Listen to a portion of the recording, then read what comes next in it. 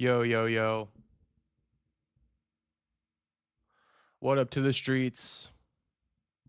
What up to all the boys watching? I see all you guys. Shout out to everybody. Chat already popping. I mean, all I gotta say for now, tonight should be interesting. Should it not be?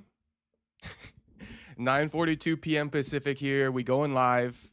Yes, we back to the old setup. Honestly, for my safety. I didn't even feel safe being in front of the front door anymore.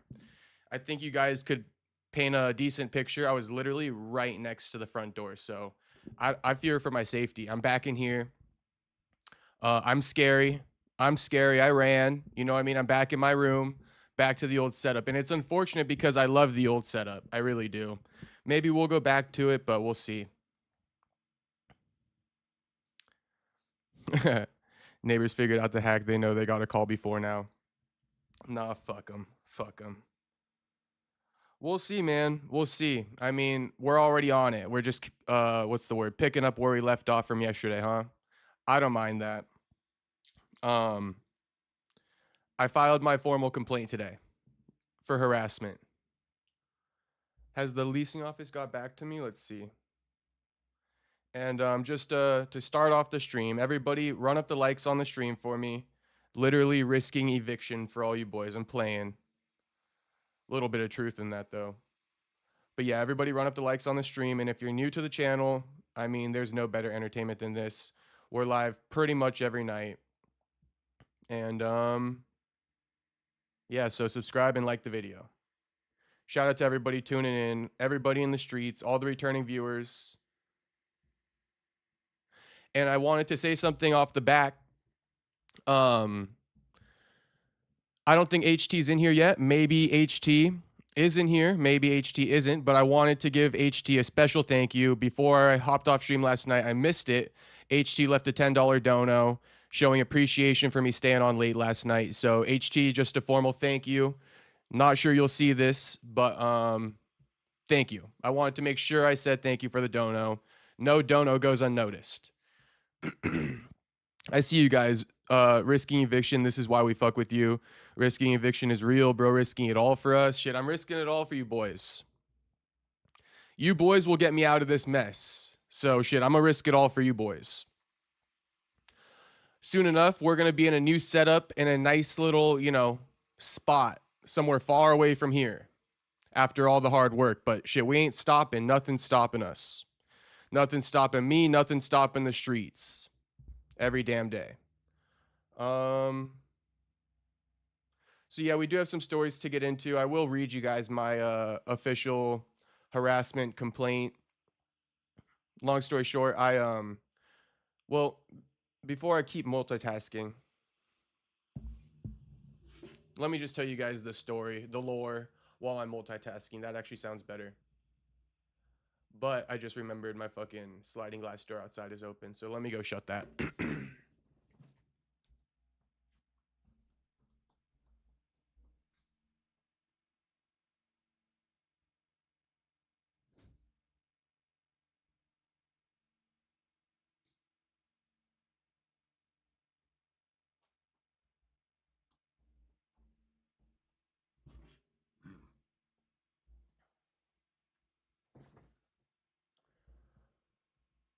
So yeah, I called the leasing office today. I let them know verbally what I've been dealing with. You know, the husband, the ex-husband who doesn't even live here, came down to my house last night, pounding on my door, right? Escalating tensions, yelling at me, being disrespectful, and I don't appreciate it. Homie don't even live here. He not even on the lease. What you doing knocking on my door, homie?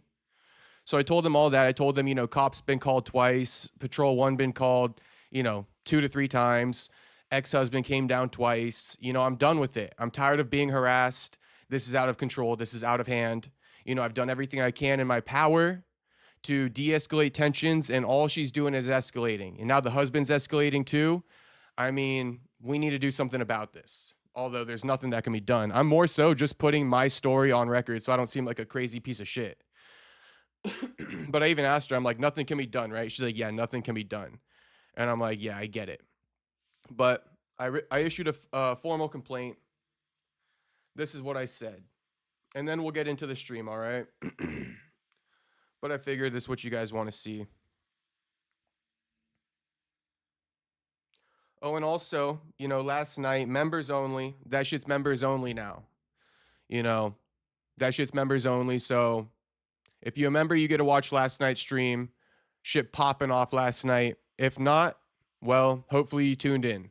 But obviously, like I said, guys, this is too dicey of a situation to leave up all these streams. Who knows what I said in that? I'm gonna fucking make it members only. You just don't know the level of pettiness that we're dealing with upstairs. So better to err on the side of caution. So here's the official complaint. I said, hello, I'm writing you to officially file a harassment complaint on my upstairs neighbor, Evelyn, located in apartment blank. Over the past 3 weeks, she has called the police on me twice, patrol one at least twice, and her ex-husband, who doesn't even live in this neighborhood, has also now knocked on my door twice. Last night, the ex-husband was pounding on my door. When I answered, he started yelling at me and being rude and escalating tensions. This harassment is over me speaking in my house past 9:30 p.m., which she claims she can hear word for word. To appease this issue, I have resorted to talking more quietly and even relocated into the living room to hopefully resolve the noise issue she claims comes from my bedroom while I'm talking at night. Me speaking quietly and relocating to the living room has not made the situation better, and she is still complaining. In fact, even on nights when I try to be courteous and shut things down early, she has still called the cops as I'm getting ready to go to sleep. I'm sure you can imagine how unsettling that is to deal with as my day comes to an end. Usually she calls the cops or has someone come knock on my door between 9:30 and 10:30. As you can imagine, it's unrealistic to demand I completely stop talking in my own home after 9:30. I will no longer be answering my door to her or anyone else, and I will not communicate with her whatsoever moving forward. The repeated calls to police has caused a significant disturbance in my way of living. I'm not sure if the woman is on drugs, but she seems to be crazy and out of touch with reality. Sincerely, Jacob Castro. We got Dylan in the chat. What's poppin', Dylan? Good to see you. Glad you made it. Just in time, Dylan. Just in time for you guys to read my harassment complaint. So yeah, official harassment complaint. We'll see what happens. We'll see what happens. I got a new chapstick going on here.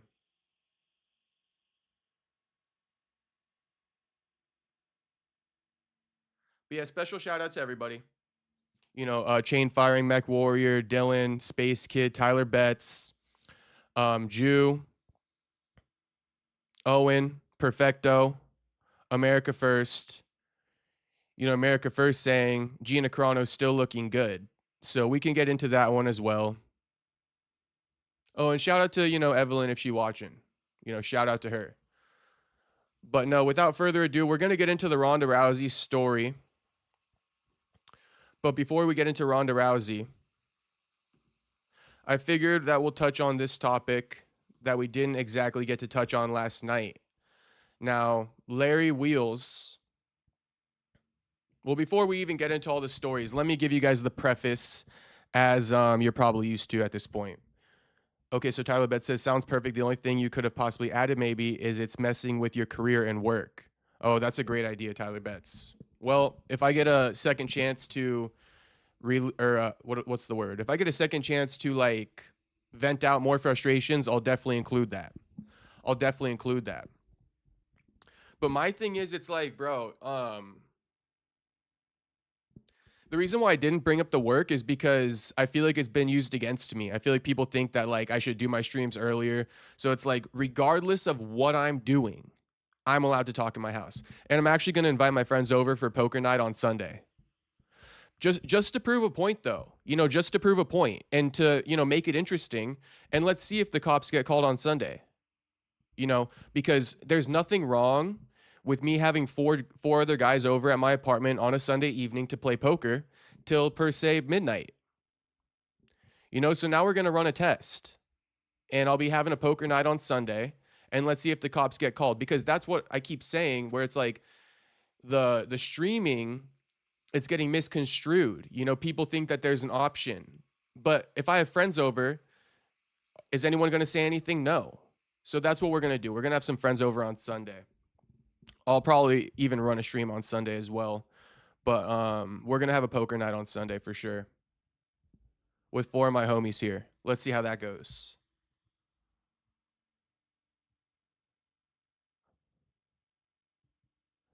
because he didn't want Deen to go near her. Yes, yes. So all right, so into the stories of the day. You know, the headline of the evening, he slapped the fuck out of Deen the Great. You know, I don't know if I put the fuck in there, but he slapped the fuck out of Deen the Great. Deen the Great making fun of Larry all night for being a cuck. I mean, honestly, shame on Larry. I did not think that Larry was like this type of shame kinking kind of guy, but Larry got something going on in his relationship. First of all, she's foreign. She sounds like she's Russian. Not a big deal. But, you know, these foreigners, you got to be careful with them because some of them marry for visas. Who knows what's going on with her and her backstory. But she's definitely foreign. Could be a red flag, could not be. I think it might be, though. And then, you know, I just see a lot of clips of her like cucking him in person, kind of. Not literally, but, you know, entertaining guys and all this stuff. And that's basically what was happening. Rampage and Deen were trolling him at dinner. Even they did this little skit where like Larry, Deen, and his girl were all at dinner together. And then Deen sat in the middle of them two. Like, what are you doing, bro? You're using your girl for content. It's not even your girl, it's your wife, I think. I think you married her. So using your wife for content is kind of crazy. And then, you know, there's this whole prenup conversation. Apparently Larry didn't sign a prenup. You know, he getting cucked by his girl somewhat all day, every day. It's like, damn, Larry. I mean, yeah, slapping Deen the Great was solid, but bro, you got to stop, you know, you got to take you know, take the reins of the relationship. But we'll go ahead and watch this whole thing. That's this story. And then the other story we're going to get into, you know, there's a lot to these stories. So we can just start off by looking at it. Oh, damn. Anthony says he's going to fucking torture Sean Strickland. Oof. Oof. Things heating up. Nah, but shout out to Champ Rounds, my trusty fucking...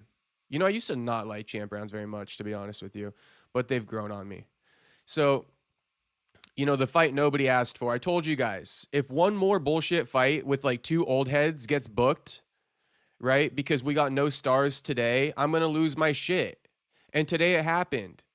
And when I said that, I was referring to Floyd Mayweather versus Mike Tyson. Now we're getting this. This is annoying as fuck, bro. Stop with this. Stop with this gimmick stuff. Stop with this gimmick stuff. It's actually insane.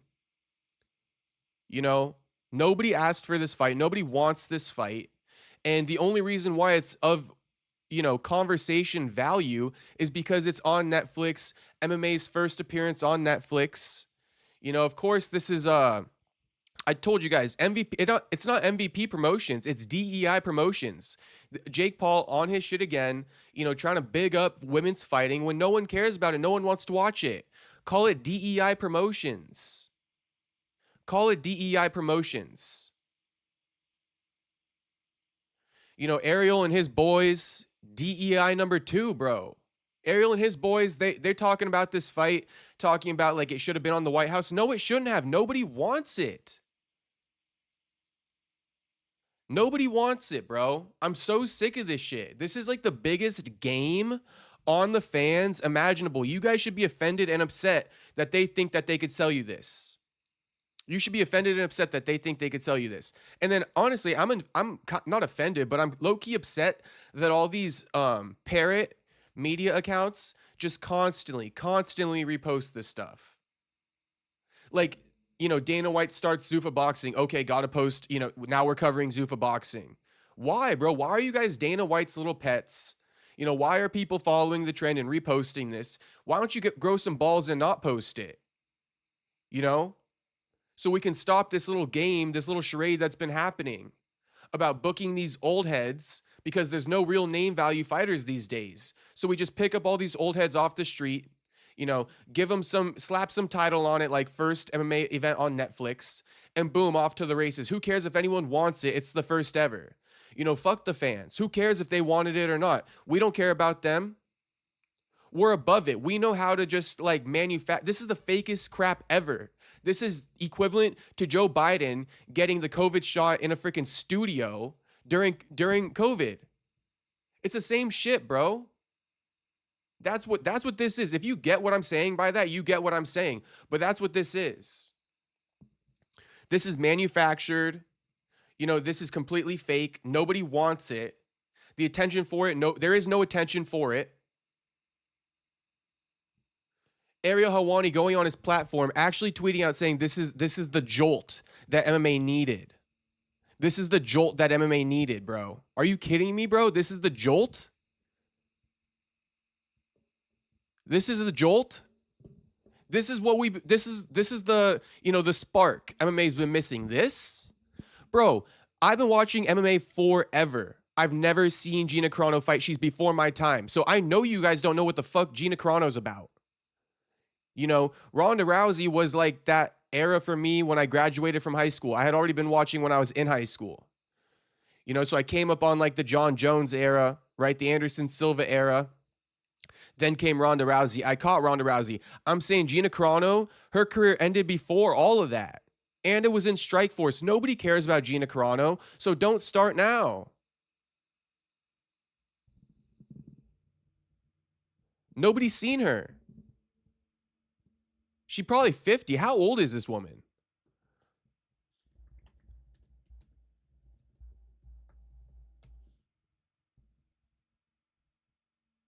(1982). Bro, she's 43 years old. And you guys tell me you don't want to see Nate Diaz. Okay, then don't come at me with this one. Don't come at me with this one either. You guys who don't want to see Nate Diaz. Juice says, but at the same time, there is not a whole lot of names to bring in casuals. These names ain't gonna bring in shit for casuals, bro. Not shit for casuals. This is just like checking a box for Jake. You know, he got a promotion. He's like, what can we do? How can we game the system and do nothing and make it big? I mean, I hate it. I absolutely hate it, bro. How can we game the system? How do we get the most bang for our buck with nothing? Oh, I got it. Let's go ahead and get the first MMA event on Netflix. Who do we put on there? Oh, let's do Ronda Rousey, Gina Carano. Let's have women set the record. You know, for women empowerment. It's so lame. It's so lame. Nobody wants to see Nate Diaz fight, let alone 43-year-old Gina Carano. Dana planned this fight for a year but fumbled it. Dana too, if that's the case. We're going to get into this more. Because that's what Ariel and his boys were insinuating. You know, that Dana wanted this fight on the White House. Now, Jew says Dana fumbled it. I did see a report today where, you know, Ronda Rousey claims that she did bring this fight to the UFC and the UFC didn't, you know, it didn't work out. Maybe, contrary to what Jew thinks, maybe the UFC said, nah, we don't want this. You know, the money you want for it, it doesn't make sense. You know, you want millions of dollars for this fight that no one wants to watch. I mean, in what world does this make sense? So lo and behold, here's Jake Paul, DEI Promotions, overpaying for a fight that will not generate money. The only reason why it's generating money is because it's on Netflix, you know, but best believe this shit would never sell on a pay-per-view. This would not generate nothing on a pay-per-view. All right. And it's barely going to generate anything on Netflix. I won't be streaming this. I will not stream this. I don't even care about the views. I will not stream this. This event will not be covered on this channel. This event probably won't even be talked about on this channel.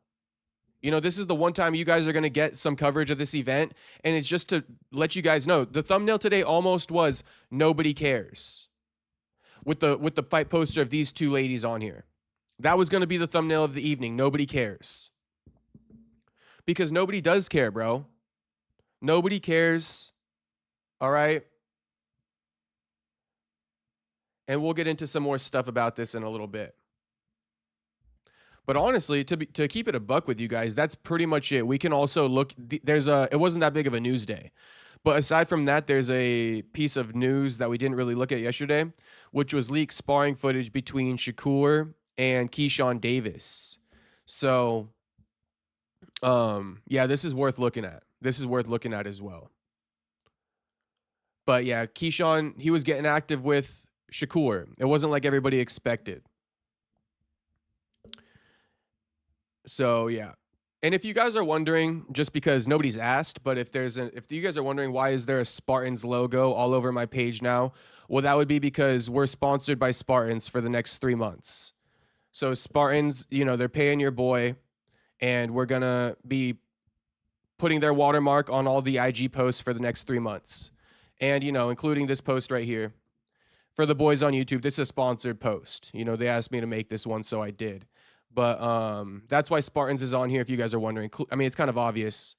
But yeah, we've partnered for the next 3 months. Hopefully it could be longer than that. You know, these guys seem cool. So actually they seem very cool.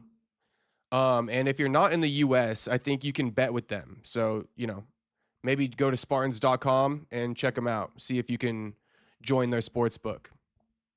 But you know, this is a blessing from God right here. I swear to God, getting a Spartan sponsorship, much needed. I shouldn't say it's a blessing by God and then swear to God, should I? That's kind of a double entendre right there. It's nostalgia bait. Yeah, it's nostalgia bait, Jew. It's nostalgia bait, and it's annoying, bro. It's just annoying. So it's actually nostalgia bait, Jew, uh, paired up with like first event on Netflix bait. You know, history bait. I don't like this stuff, bro.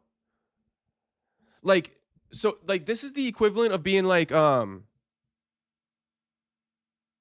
gonna make this an exaggerated point. Okay, this is the equivalent of being like, we're gonna book Quillen Salkilled versus Dan Hooker on the Netflix headliner. Quillen Salkilled versus Dan Hooker is gonna be on the Netflix headliner, the first MMA event on Netflix. That's why we should care. It's like, bro, no. And I know Dan Hooker versus Quillen Salkilled is a good fight. Don't get me wrong. That's a good fight. But you should get what I'm saying. Like, you shouldn't care just because it's on Netflix. That's not fair. And that's lame for all the fans to have to be, like, you know, forced into something like this. That's why I'm trying to let you guys know. Like, don't let them force you in to supporting something like this just because they slapped any old fight they could put on it. You know, that's my point in using the Quillen Salkilled versus Dan Hooker thing, is you could slap any fight on this event because the fight isn't the selling piece. You know, the first event on Netflix is the selling piece. You know, first MMA event on Netflix is the selling piece. Women making history, you know, the nostalgia. But that's bullshit in my opinion, bro. That's bullshit in my opinion. You can't just slap any fight on this and not care about fan interest just because you're going to sell it off of, oh, this is the, you know, all gloriful first MMA event on Netflix. So I've said that enough times, but it just needs to be hammered in, bro. It needs to be hammered in.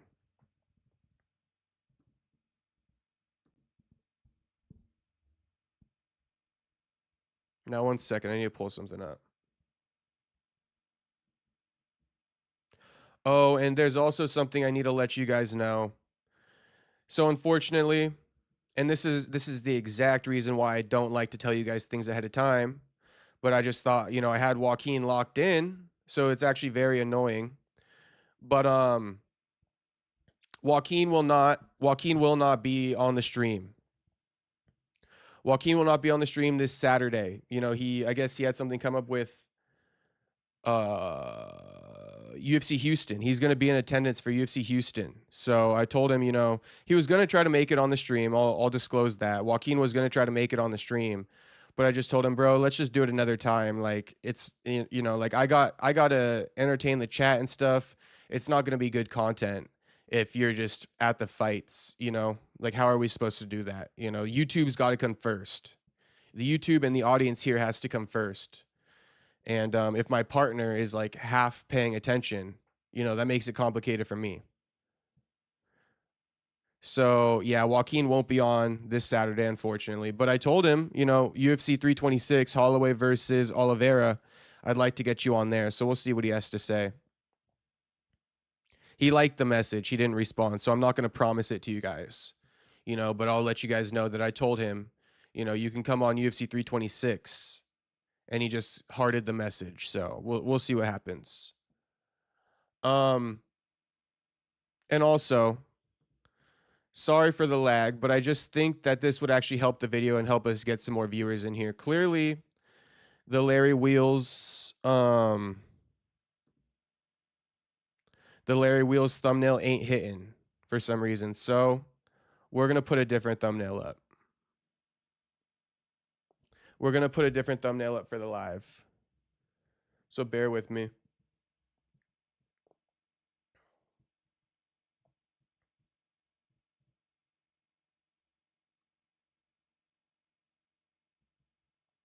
It'll be the thumbnail I should have done in the first place.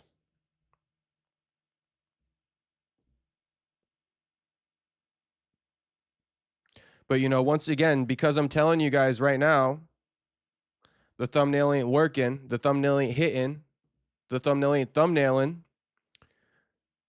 Not enough of you guys have liked the stream. I'm gonna keep it a buck. Not enough of you guys have liked the stream. So, you know, if we could get those likes up, that's also gonna get more viewers in here, and it needs to be done. I don't mean to be so demanding, but I mean it gets to a point. You feel me? I know you guys feel me.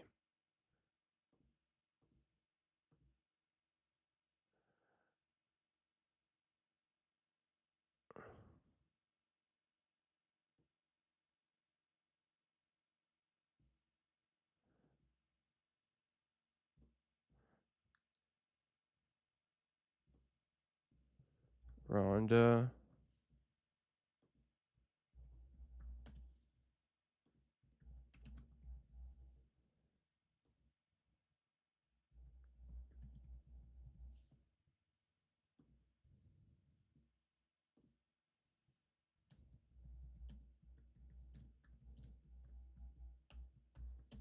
Oh, the third one.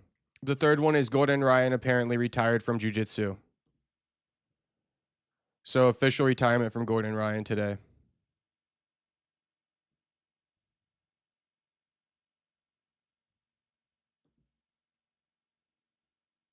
Okay, so it's been updated.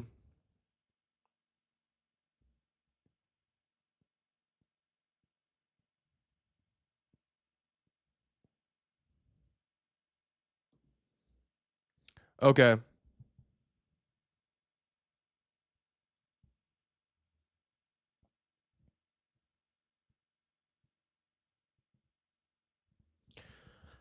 Owen says, yeah, I think Rousey versus Carano will be decently popular, but I have zero care for it. I don't think it's going to be popular, Owen. Let's be real, bro. Like, do you think your homie wants to see that? You take you guys out of the conversation. You know, you guys are savages. You'll watch anything, you know, but you think my homie is clamoring for this one? Yo, Ronda Rousey versus Gina Carano got booked today. Said no one ever. Said no one fucking ever. That ain't no conversation piece. Oh, Owen says, I don't know who Larry Wheels is. Well, we're about to get into the Larry Wheels thing. We're going to watch all the videos. Jew says, it'll do okay at most, I feel. I can't wait to see those numbers come out, Jew. I honestly can't wait for those numbers to come out. Honestly, you guys shouldn't watch it, though. You know, like, I'm just going to lay this out for you. You can do what you want. You can do what you want. But if you care about, you know, the game actually, and if you want them to, these promoters, these promotions to not do you dirty like this and game you, don't watch it. Don't watch it. You know, just don't do it.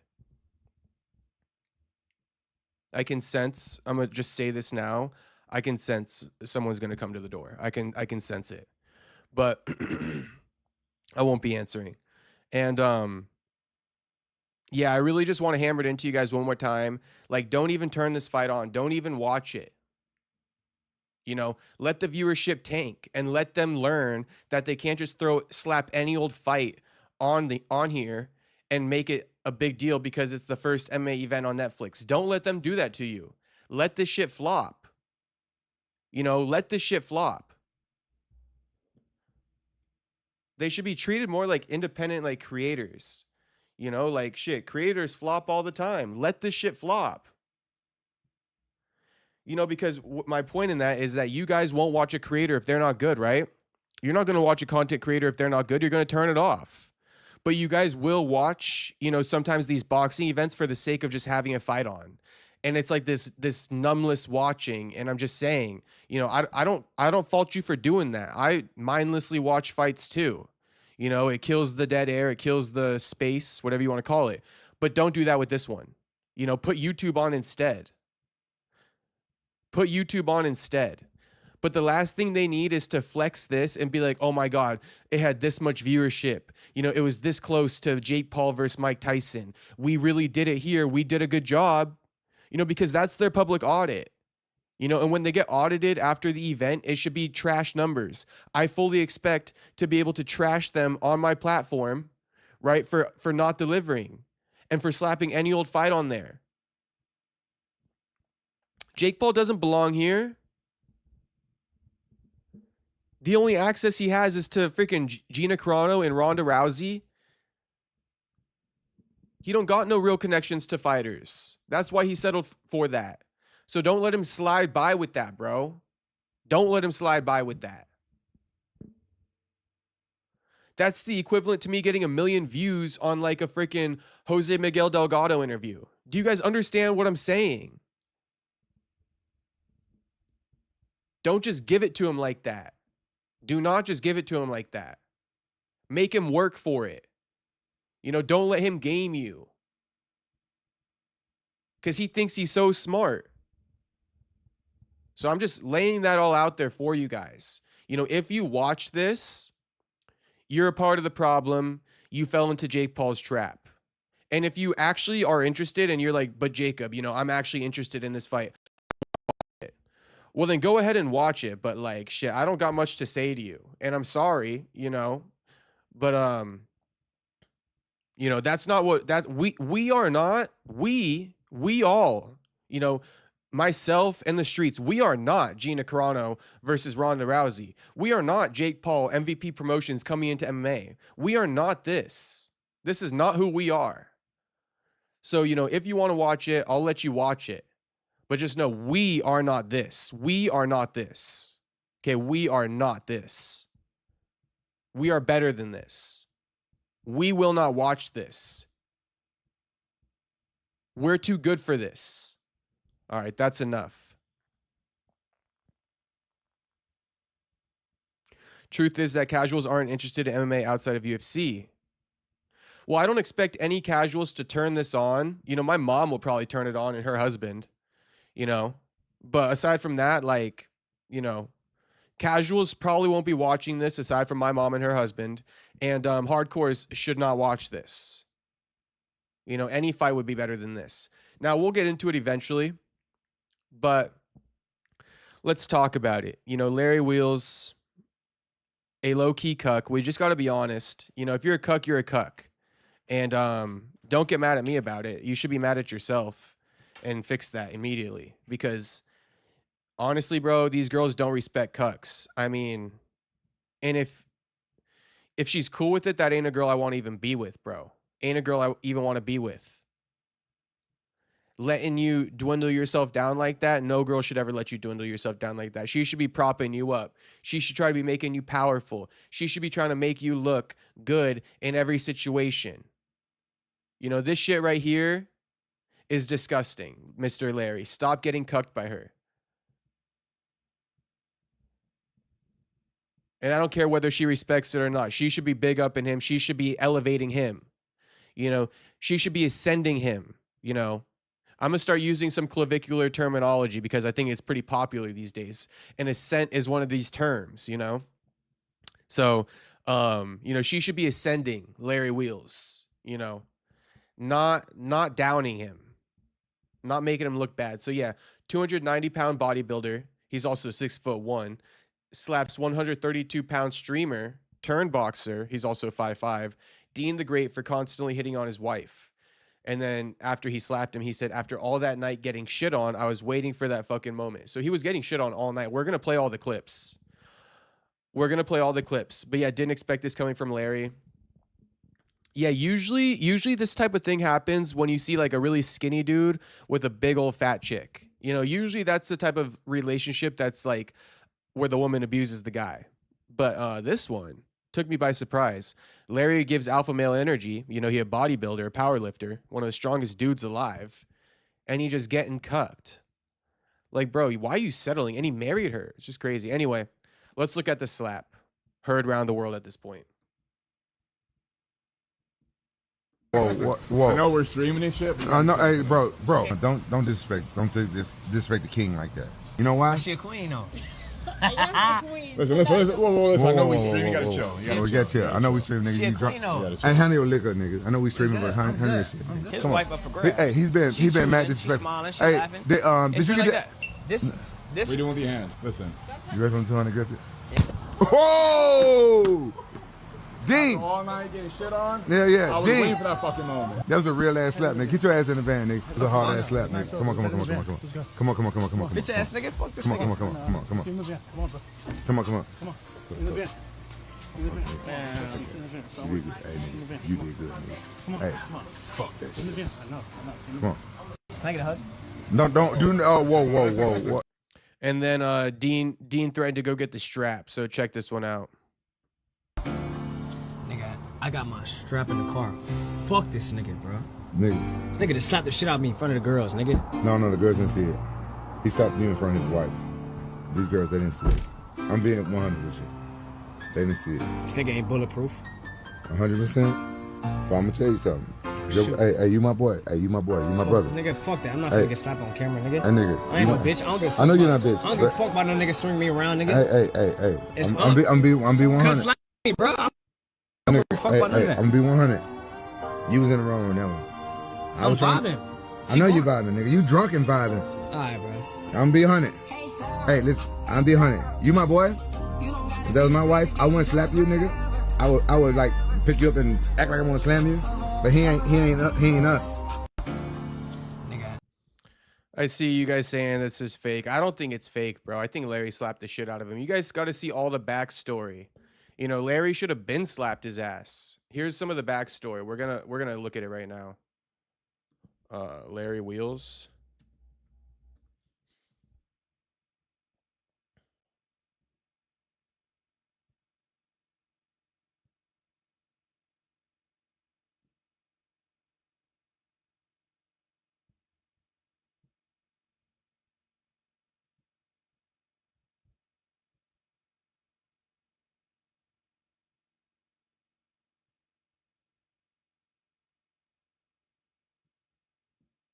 I guess they met up about an hour ago. Larry Wheels gets pressed by Deen The Great at Rampage Jackson's Taco Tuesday after slapping him for repeatedly hitting on his wife, and Dean breaks down claiming he can't eat.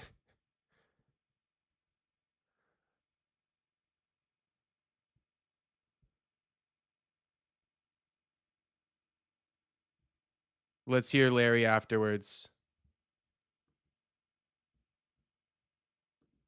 If you see any of these clips, we'll see you in a couple days. Chris G18. Why did Dean threaten me with weapons? Because he's a manlet at 5'6", and that's the only way he's gonna get a W on me. What did the 5 fingers say to the face? I bet his ears are still ringing.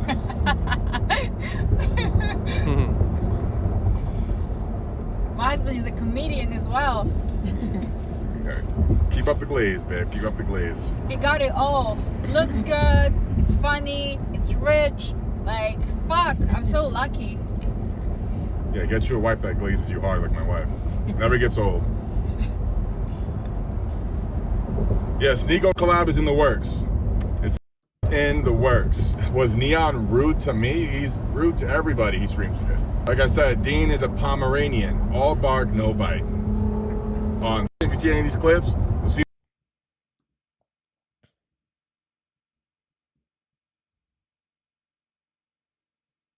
Bro, this shit, MMA, or not MMA, but media goes by so quick. Now this is all everybody can see. You know, I want to see the backstory still. Oh, here's one of them. You know, here's Dean just sitting in between them. But this isn't the real one. Here it is. No, not this one either. Maybe it's just on Kit Clips.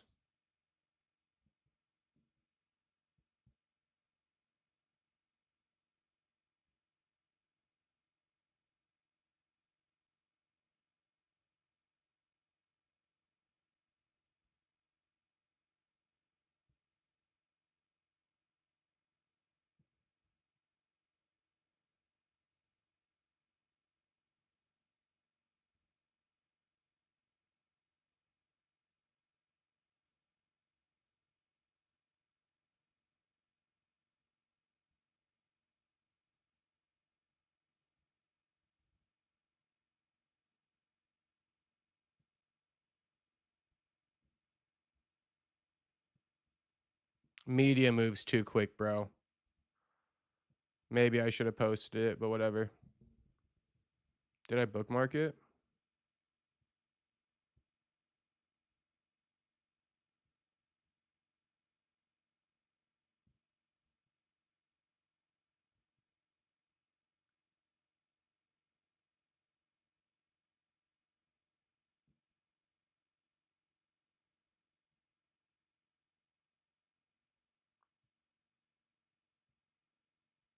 Nope, I guess not.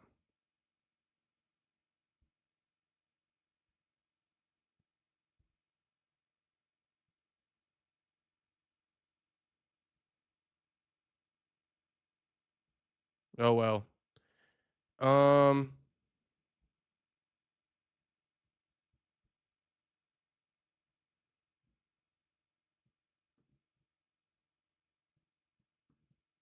well, let's look at the latest. We'll just go through these clips.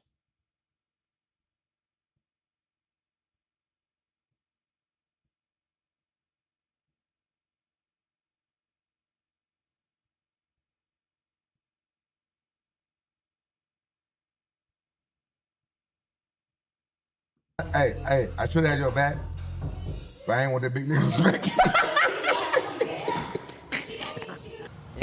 Oh! Oh! That nigga big as fuck, nigga. Nigga strong as fuck. You was on your arm, nigga. That was a real ass slap, nigga. Get your ass in the van, nigga. I ain't gonna lie, I feel bad for you because you look gay. You look gay with all this bedazzled on, and you got bitch smacked by a 300-pound nigga. Man up and apologize, like, all right, bro. That is embarrassing getting slapped with all that. And damn, Rampage with the most ran through escort in all of social media, Viet Bunny. This girl named Viet Bunny. Rampage, I don't know how much he paid for Viet Bunny to be with him that night. I mean, she kind of bad, but she's so ran through, bro. This one making Rampage look kind of bad. Viet Bunny with him. I heard you loud and clear. I'm never flirting with your wife again. You deserve it. I need my get back, bro. You can't do nothing. Get your ass back to the gym, nigga. Get your get back. Dean gonna call. Dean just got slapped like a bitch, but we ain't gonna talk about this shit. I'm sorry. It wasn't funny when you got slapped. It wasn't. When he smacked you, you said, "Ay!" And your dick got hard, nigga. It wasn't fun. Lil Dean got slapped. Lil Dean, nigga, got slapped. He really hurt you? He really hurt you? Hey, yo, you took it. You took it. I'm a big nigga. You know, ball. Hey, but guess what? He gave it to you. Slap that. Get Dean some more. Of course I know Viet Bunny, Space Kid. Of course I know Viet Bunny. Just because she bad, dummy Rampage need her. Slap that. Slap Dean to the floor. Slap that. Get Dean some more. I wouldn't have slapped you. I would have just slammed you. Yeah, nigga, you was wrong. Let's see some more.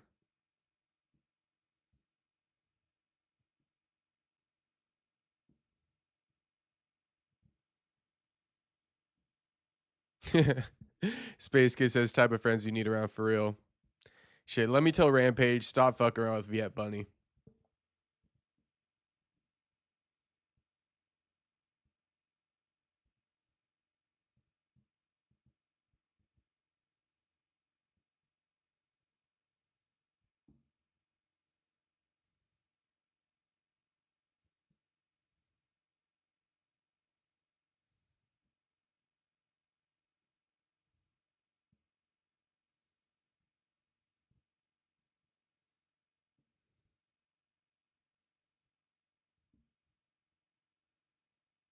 Where's them reuniting now, bro? Why can't I see that shit now? Oh, here it is.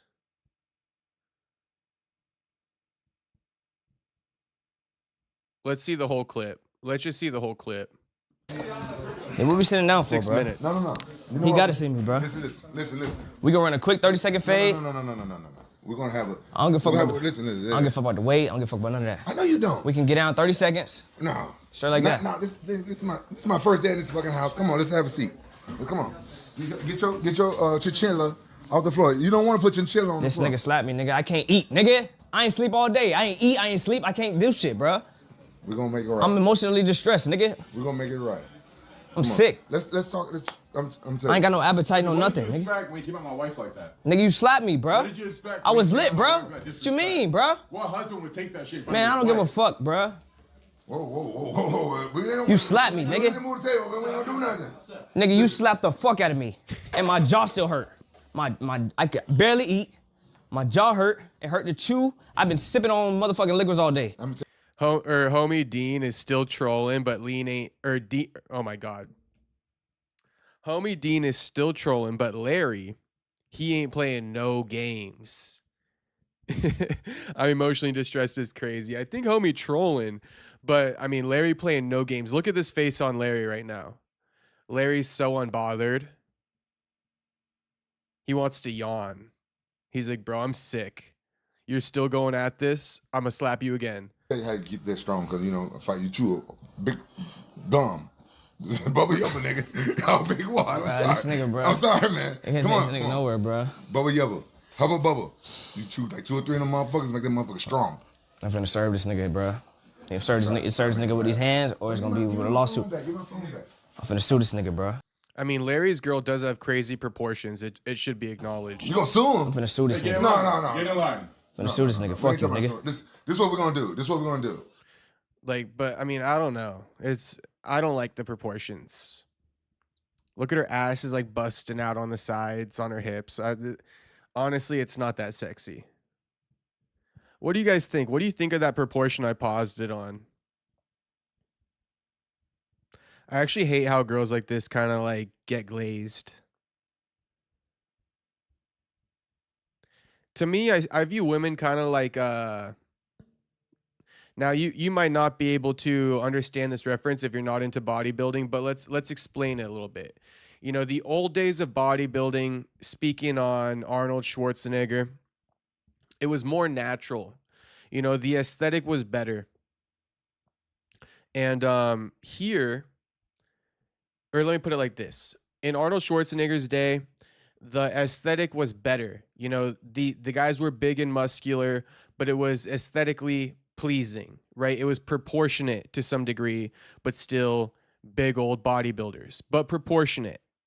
Nowadays in bodybuilding, it's like the bigger the better, you know. It's no longer the proportion or the aesthetic of how a bodybuilder looks, because he's going to get mogged, he's going to get frame mogged, all right, by the bigger guys of today, because they just pack on too much muscle. They're looking like freaks.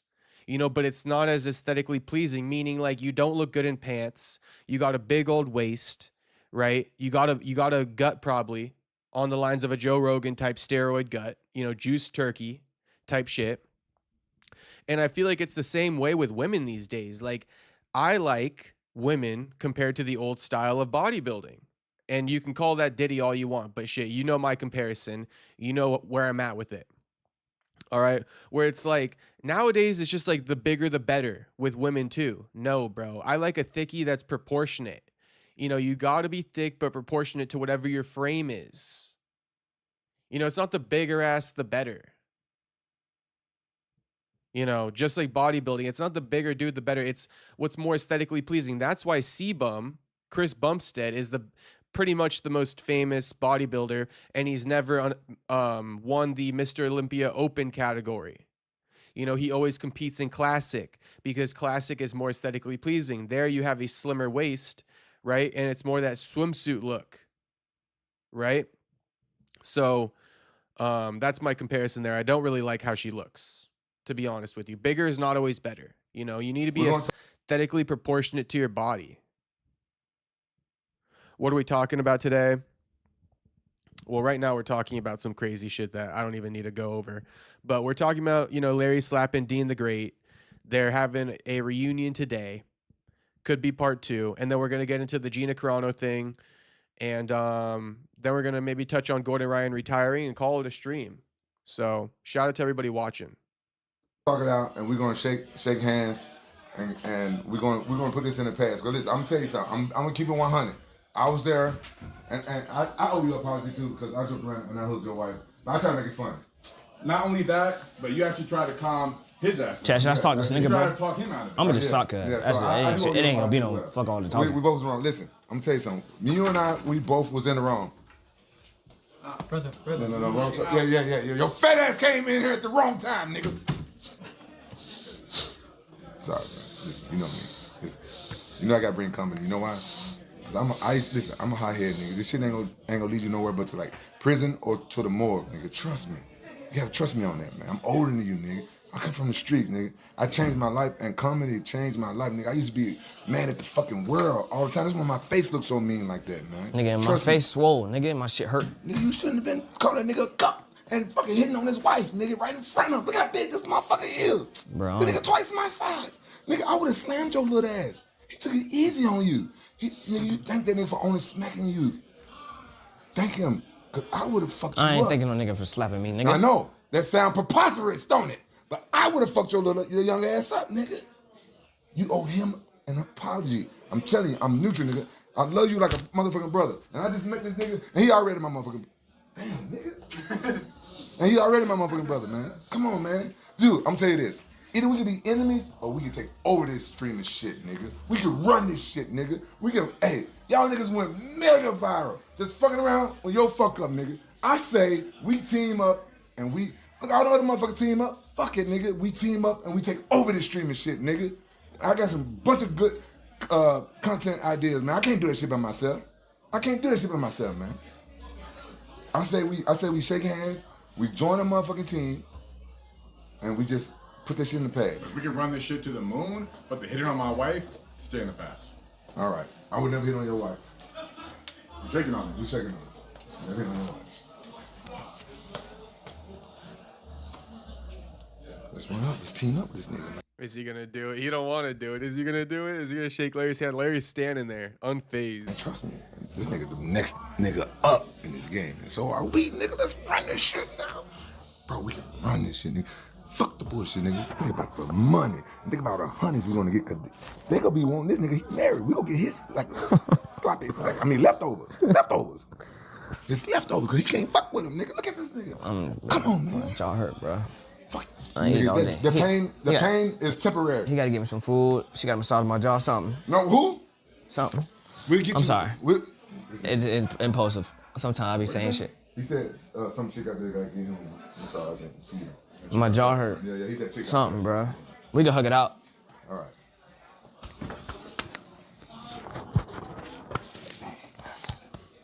Vlogging. Sorry. What the fuck is wrong with you, man? Wasn't it together, Come bro? on, I'm man. sorry. I'm He's sorry. so funny. I'm sorry. He's funny. He's funny. I thought we was in it funny. as a team. You said we a Look, team. look. That nigga ain't laughing, man. Chill out, man. You gonna hurt your other jaw, nigga. Damn. Man, you itty bitty. You got like Napoleon complex, nigga. You itty bitty, nigga. You like I an was hugging it acrobat out, to me. bro. As a team, we can all do a little group hug. Hey, let's come up with a team name. Let's get serious about this shit. Let's get serious about streaming. Bro, we can take this shit over. Nah, I agree. I ain't gonna lie. Niggas can really take over this streaming shit. We already is, low key. Yeah, man. High This shit's key. fun, man. This shit's fun, bro. I'm having fun, bro. I'm retired. And now I'm streaming, nigga. I'm having fun. I don't want to see y'all two fighting along the way, though, okay? We good. We You know good. what ain't fun? Having this little guy hit on my wife 3 hours straight. That ain't fun. You know, we're trying to mediate, but then what does he do? He says, oh, let me get a hug. Why did I slap his dumbass in the first place? Bruh. Nigga don't learn, man. He can't get right. I be half society, I be forgetting, bruh. Why do they all have their arms fucking crossed right now? They all copying each other's fucking position. I'm saying, you know, we good though. We got a nice team, we got a nice team, we got nice, community. You dig what I'm saying? We gonna keep going up. Honestly, if I was at the point of Larry, not to say I'm just a complete loose cannon, but if you do get me to that point where like Larry's at now, I might have slapped homie again. It's like, bro, just stop with the slick shit. Stop with the disrespect. Like, I'm not gonna go for it. You know, like, I don't know how many times you need to get slapped to understand, not disrespect me. But yeah, if I was Larry, I'd be considering slapping his ass again. Twice now. You dig? And let's keep this shit pushing. Keep him I chose Fast Girl. Get some new material, nigga. Fuck. Yeah, even Rampage, like, bro, cut it out with the jokes. Like, he could feel it too. Honestly, I bet you Rampage could feel what I'm saying. Like, he lucky Larry not slapping him again. Look at that side eye. Side eye. Okay. All right, get some new material. All right, trust me. I got you, bro. All right, we down? We good? We good, bro. Hey, come on. It's Chinese New Year's. We got strippers in this motherfucker. Come We on. got strippers. Oh, they throwing ass? Hold on, let me get my shit. Niggas ain't got no one. That's probably mine. Oh, wife, you got my phone? She was saving it for a nigga. She put a number in it.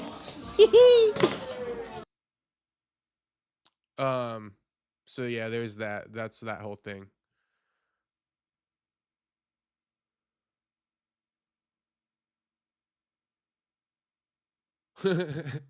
He says he'll slap him again if he has to. I saw the 20-foot slamming. 20 foot I'll fight my way to the top if I have to, man. If I have to. away. I walk over the morning. You kept crossing the line. You kept crossing the line. What's that? I was done today. Yeah, sure. In front of your wife, I mean, how much can you tolerate, you know? For sure. Space Kid says they ain't gonna stop. LOL. I mean, Dean probably definitely not gonna stop. Says Dean funny, man. Him talking crap the Vargas brothers was very funny too. Honestly, yeah, him talking shit to the Vargas brothers won me over. That shit won me over. But I will say, like Rampage said, you know, the Larry Wheels stuff was funny to a certain extent. Now it just got to a point. In my humble opinion. Now it just got to a point. But you know, it was funny for a little bit.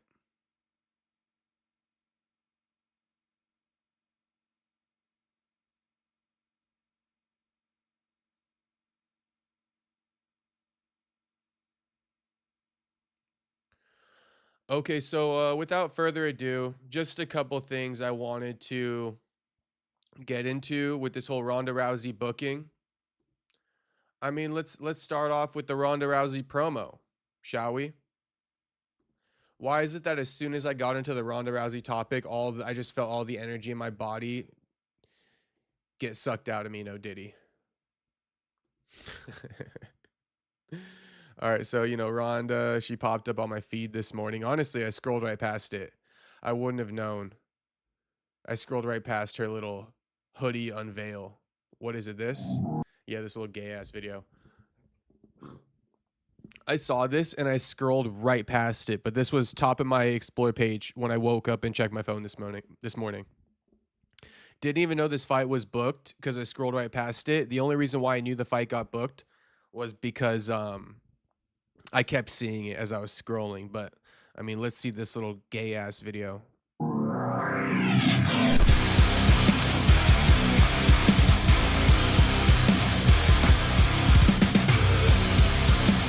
This is just so like PR. I mean, this video is just so PR. It's actually my first time watching it.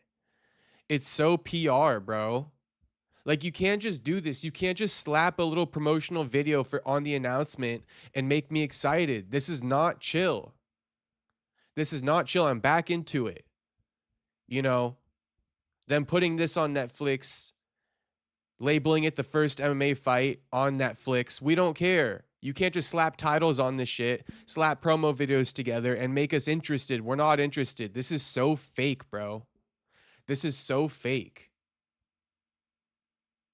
This is so fake. This could never live in a live streaming world. And we're headed to a live streaming world, bro. Because the only way to really know that shit is real these days is through a live stream. You know, even Tom Aspinall in that video last night where he's kicking the soccer ball, it's an edited video. And who knows how much rage bait is involved behind the scenes when it comes to editing. Now those videos have to compete with live streams, you know? So, yeah, I think that this stuff is so lame, so corny. This little promotional video, it's just slapping it together. It's just going through the motions. And you guys are eating it up. Don't eat it up. Gina is fine and Ronda is washed up. Honestly, Gina not even fine. Gina not even fine. And I wouldn't look twice if either of these chicks were in G-strings. Let's just keep it a buck. Let me, like, come on, boys. There's no need to repeat these narratives that everyone's putting out there. All right? I know you guys don't even believe this shit. I honestly know you don't even believe this shit. It's just fun to say.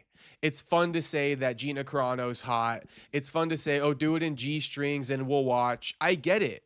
I get it. But you guys, come on, not even. That's how bad this is. Not even. Not even. There's finer chicks walking around in the wild. I saw battered chicks at the gym tonight, and you guys are really going to fawn over this? Come on, it's not that easy, bro. She's 40-something. Gina Carano, 43. She's damaged goods. We don't even want to see her. You know, take off the makeup. Let's see you all natty. I know you guys don't even believe this shit. It's just repeating these narratives, and this is why I'm here. Shout out the Wild. Juice Man loves it when I reference the Wild. I saw battered chicks in the Wild today. Shit, just walking around in the Wild, Juice Man. I saw battered chicks today. At the gym, I saw battered chicks at the gym. You know, there's no way you guys could go out in the wild right now and go walk past a battered chick. At least if you in the big OC. You know, if you in LA, yeah. You can see some baddies. If you up north, they might be a little bit harder to come by. Bro got his heart broken by a Gina. No, I actually didn't. I think I just maybe have too high of standards when it comes to looks, boys. Like, I'm never one of these guys. Like I told you guys, I don't think fucking Tracy Cortez is bad. I think you guys are inflating the market there. Like, even Dakota Ditcheva, you know, like she kind of hot, but you guys do inflate her ego like crazy. In LA, they might have DKs. I'm not sure what a DK is. Space Kid says, nah, we want to see it. Space Kid, how dare you, homie? What the fuck, Space Kid? What is it? Just for the snow bunny factor, Space Kid? What is it? Flores says, Gina a baddie, though. Is she? Is she a baddie, bro? I don't think so, bro. Okay, should we rate her? Should we rate Gina Carano? She's not above a 7, bro. Gina Carano's not this is the same thing as you guys back in the day saying that, what's her name? What's her name again? Oh my gosh. What's her name? She fought Ronda Rousey twice. Someone drop it in the chat if you know. Juice Man's laughing because it is because of the snow bunny factor. I fucking knew it. Ronda. Not Misha Tate. I forget her name. Kat Zingano. Kat Zingano. This is the same thing as you guys hyping up Kat Zingano back in the day. Your standards when it comes to women in MMA, you bring it down, which I mean, I guess I can understand. I'm not going to shoot him that bail though. But you guys bring down your standards for women in MMA and then you fawn over them. Just like Kat Zingano back in the day. All right. Ew. Ew. Hey, Flores.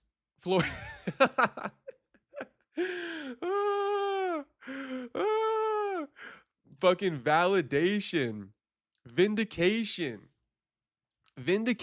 You guys are sick in the head. You guys are absolutely sick in the head. Absolutely sick in the head. Gina a baddie though. Oh my goodness gracious. You guys are insane. The preacher's daughter, question mark. Shout out to Holly Holm. Shout out to Holly Holm. You guys are nuts. You guys are absolutely nuts. In what world? In what world? Tuxedo Mask, thank you for the $2 donos, homie, adding up to a whopping $4. Thank you, Tuxedo, for the $2 donos once again. Tuxedo says, I'm looking at a baddie right now. Must be Gina? Or Tux is calling me a baddie. I don't know. Tux could be calling me a baddie. The jury's still out. Prime Gina Carano was a literal 9 out of 10. Bro, but she not prime anymore. She not prime anymore. And I never even watched her fight. So I don't even know what prime Gina Carano looked like.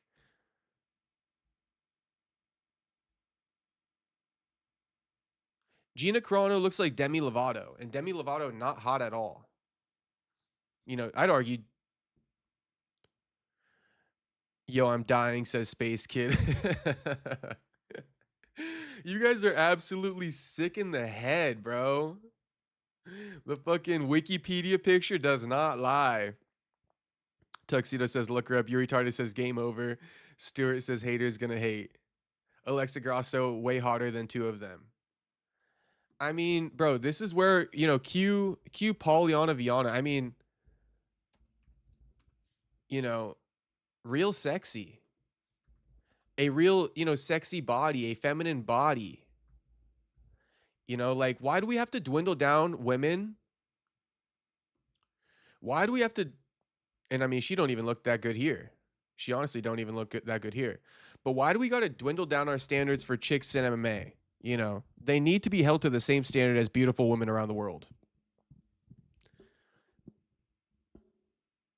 Plastic surgery did help Pauliana Viana quite a bit.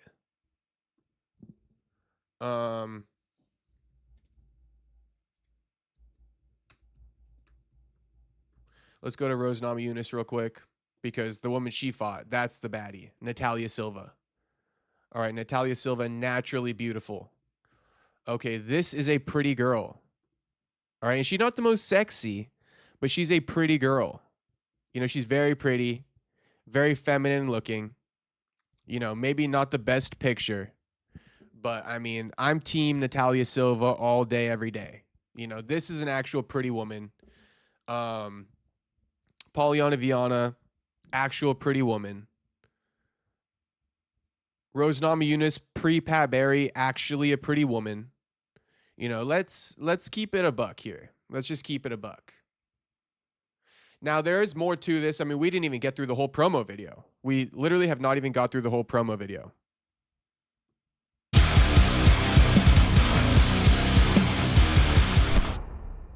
Oh, so Tuxedo says, look up 2009 Gina Carano. Okay, I'll look it up. But yeah, Saturday, May 16th. Nobody tune in.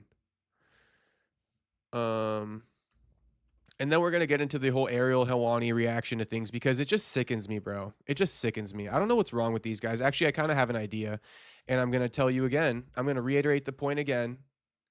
All right, but it's just, I'm going to tell, how the fuck did I end up here? I'm on like autopilot. Okay, this is the famous photo.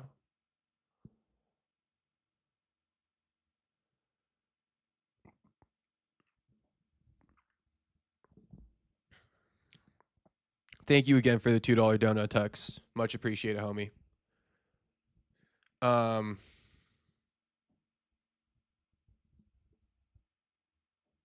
Everybody got different taste. That's what I'm going to say. Everybody got different taste.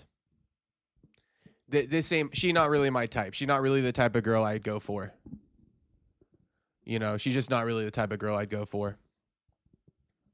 She looks pretty, though. She looks pretty. Not the type of girl I'd go for. That feminine big dog. I got you. She looks pretty. She looks pretty. And that's why I'm saying it. For me, maybe it just comes down to taste on this one, because she's not really my type of girl. That's okay, though. I'm sure she's your guys' type of girl. So shout out to Gina Carano. Bro, you gay?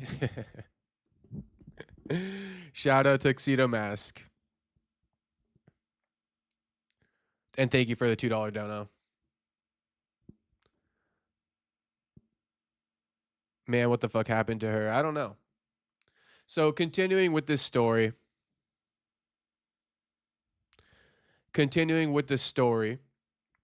That's okay. You guys can get on me about Gina, you know, but definitely, like, you guys fawning over her at 43 is still crazy work, you know. And I don't think she's that bad in general. So either you agree with me or you don't, and it's totally fine if you don't.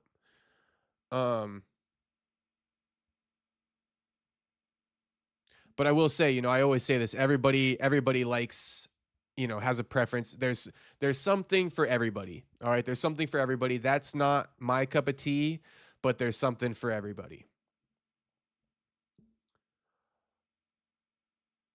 So even I bookmarked this one just because it's just, you know, pertaining to the issue at hand. Saying, I cannot for the life of me imagine caring about this fight. This is what this guy Scoob said. Now it's just a guy named Scoob. Who the fuck knows? You know, but he got, you know, like 1,000 likes off 41K views. So that's a pretty good ratio right there. You know, I cannot for the life of me imagine caring about this fight.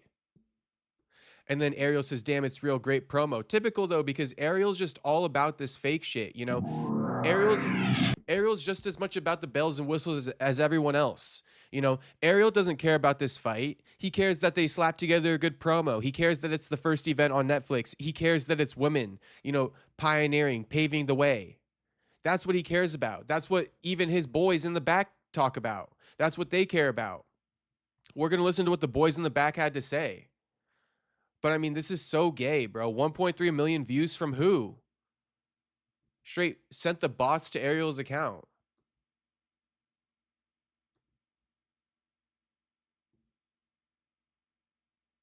Gina Carano says, turn it up so blessed. Looking forward to making this walk again. Audio by Stylebender, May 16th. These guys are just stealing money. Wolf tickets at its finest.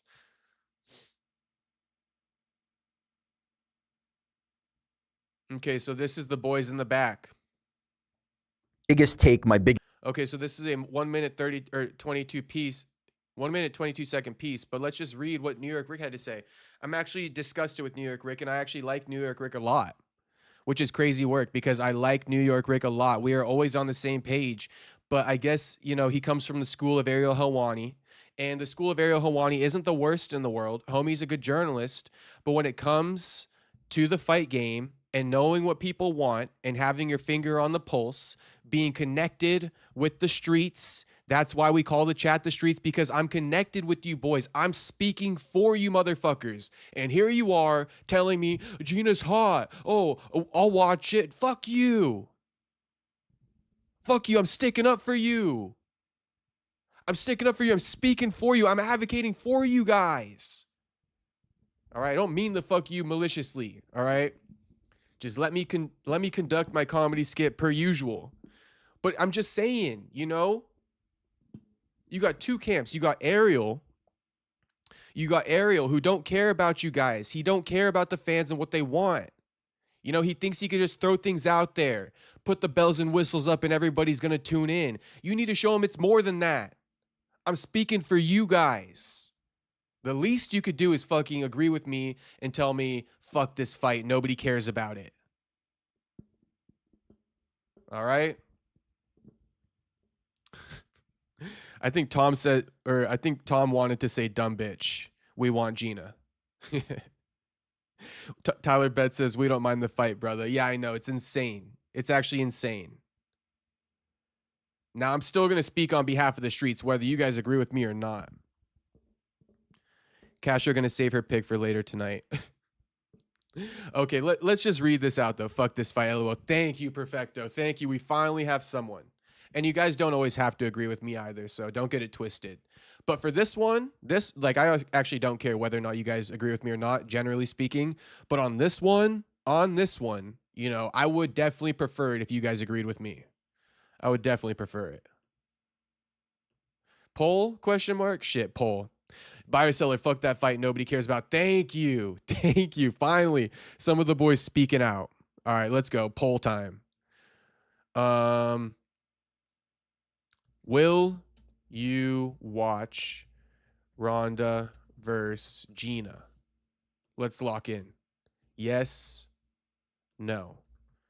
Just remember, I'm speaking for you guys. All right. And you're going to contrast this. I went onto a rant. How does this get 1 million views too? I mean, Jake Paul sent the bots to Ariel Helwani's Twitter today.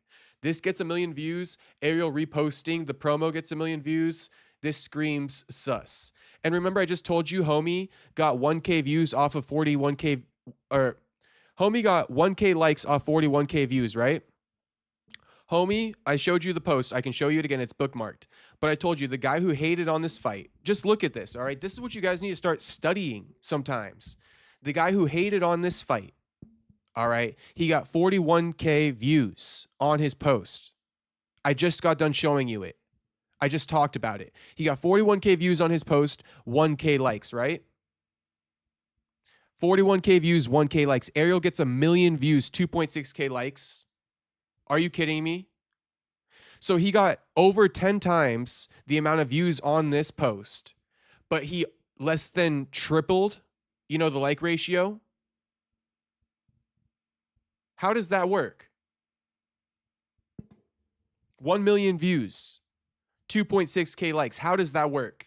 I just told you somebody else got 1K likes off of hating on the fight, off of 41K views, 1K likes. This is fishy. This is fishy. They're pumping this up. And if you guys don't believe that there's bots, there are bots. Do I have bots? No, I don't have fucking bots. All right. But, this is screaming bots. So here's the quote. If I'm Dana White, the moment this news came out this morning, I'm on the phone with Conor McGregor. I am on the phone with Jon Jones. I can't afford my White House card not to be the biggest event of the year. If they were banking on the idea of Ilia Topuria versus Justin Gaethje being the headliner, that would be the moment I would have hopped on the phone and called one of those boys because you have to match this. Bro, what are you saying? Now they're insinuating the boys in the back, New York Rick, who I've always fucked with. Tyler Betts says bots ? Yeah, bro, this post, I think Jake Paul sent the bots his way. Tyler Betts says bots on the guy's post that hated on it ? Nah. Bots on this one, bro. Bots on this one. I don't want to explain it again, Tyler Betts, but I explained it pretty clearly. You should totally get that this one is what screams bots, But besides this point, what I was just saying, I fuck with New York Rick, the boys in the back. I actually like these guys, and they're just coming out with a crazy take like this is disgusting. Insinuating that Ronda Rousey versus Gina Carano is going to be a bigger event than Gaethje versus Topuria at the White House. What are we doing? What's wrong with the sport today? Why are we doing this? Tyler Betts says bots on both, in my opinion. Maybe that whole... Yeah, Tyler Betts says everyone uses bots. That's what I was just going to kind of add is like maybe the whole topic for the day has been bot sent, they send bots. I don't got no bots, right? But there's a chance that Jake Paul, because this is a headline and Jake Paul and MVP probably invested in bots, that he probably sent a few bots my way this evening, maybe. But I'm just kind of like making Tyler Betts' point where he says everyone uses bots. Yeah, these big companies, they use bots to big up their things. And the more followers you have, the more bots you have. That's what I heard. It's actually a natural byproduct of the game, actually. Like, it's not like they just, Dana got a lot of bots, and I don't think that Dana is trying to, but it happens with your popularity, I guess. I don't know how to explain it, but it's a fake world we live in, I guess. Anyway, let me just stay on track here. Fuck the whole bot thing, although this post is botted for sure. But I just can't believe that they would insinuate that Gina Carano versus Ronda Rousey is going to be bigger than Gaethje versus Topuria at UFC White House. This is criminal. This is criminal to say this. You should get people always say, right? Like, oh my God, they should make it more expensive to sit in front of a computer and get a microphone and have a podcast. You should have credentials. This is disgusting, bro. This is absolutely disgusting that you guys would say something like this. New York Rick, I thought you were better than this, homie. Here's my biggest take, my biggest stance on this. If I am Dana White or whoever actually makes matches over at the UFC, because Dana White claims it's not him, if I am Dana White, the moment this news came out this morning, I am on the phone with Conor McGregor. I am on the phone with Jon Jones. I cannot afford for my White House card to not be the biggest event of the year. The White House card is going to destroy Ronda versus Gina in viewership. It's going to destroy it. I cannot afford a month before or 2 months before the White House card for Gina Carano versus Ronda Rousey to be a massive show. God forbid, if they get somebody big in the co-main event, if there's a free agent MMA fighter out there that they lock up in a good matchup, and you add that to Gina Carano versus Ronda Rousey, there's almost no way that you're going to be able to do a bigger event unless you call Conor McGregor and unless you call John Jones. So if they were banking on the idea of Ilya Taporia versus Justin Gaethje being the headliner, that would be the moment I would have hopped on the phone and called one of those boys, because I think you have to match this. If the numbers come out on this and it's on Netflix and it's a massive show, and I'm a partner at Paramount or somebody within the UFC, and I'm looking at this and going, we just paid $7.7 billion, and these guys on Netflix, MVP and Netflix, just put on the biggest event of the year, that would feel like a smack in my face. So you better be hustling to get Conor McGregor, because that's what I would be doing. I mean, I get what he's trying to say. He's trying to say that Netflix, you know, as a bigger platform, it's getting a boost because it's just naturally a bigger platform. It's more worldwide. You know, and so now you got to be scurrying to match it because you're on Paramount, which is kind of like a little brother network. You know, but that's all it is, bro. That's all it is. It's a fake. It's a sham. And the UFC doesn't have to fucking start shamming too to try to compete with it. It's just a big old fake. It's a sham. And the UFC doesn't need to dwindle themselves down to it. No, not at all. You don't got to compete with it. Why can't we just simply say, oh, that's because it was on Netflix? You know, Netflix has this many more monthly subscribers than Paramount. You know, you can't compare these two. It's not apples to apples. It's not like they're two events on an equal level playing field. And with all that being said, let's see what the live viewership is. Let's see if your prediction comes true, because this live viewership is going to be dog fucking shit. All right, it's going to be dog shit. Who the fuck's going to watch this? I mean, I guess my homie Tyler Betts is going to watch it, you know? But I don't know. Let's just look up real quick. You know, how many monthly subscribers on Netflix? And then also, you know, Netflix is worldwide. You know, Netflix is worldwide. Paramount Plus does not air UFC, you know, worldwide. So there's a lot of other people who are going to be watching the UFC event, the UFC White House event, not on Paramount, because the place that they live in the world, the streaming deal hasn't hit over there. You fucking retards. Why is it only me? I'm not the smartest guy in the world, bro. But you guys damn sure make me seem like it. You guys make me seem like I'm some type of elitist or something, and I'm not. I'm just the only one telling people the truth. Netflix is worldwide. You know, wherever you are in the world, you're going to see Gina Carano versus Ronda Rousey, whether you're in the Philippines or the US. If you're in the Philippines, you're not watching UFC White House on Paramount Plus. Duh.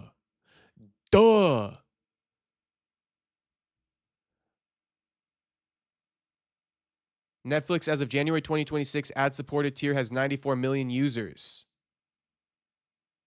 Okay, that's ad-supported, 94 million.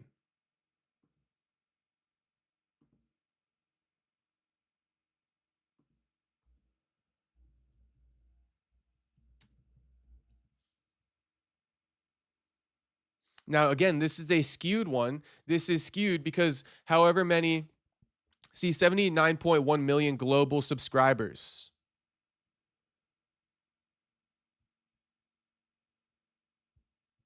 Okay. Ending September 30th, 2025, 79.1 million global subscribers. But I just told you guys, Paramount streaming is only in the US for the UFC. Maybe they've signed with the UK or something, but it's not a worldwide thing. So once again, the viewership is going to be split. And fucking New York Rick hopping on the mic, rushing for a take, getting debunked. So everybody better just got their ears peeled, bro. Because I didn't know I was going to cook like this tonight. But if you're just an idiot, bro, you're getting cooked every time. All you got to do is keep it a buck down the middle. You know? It's all you got to do. And then,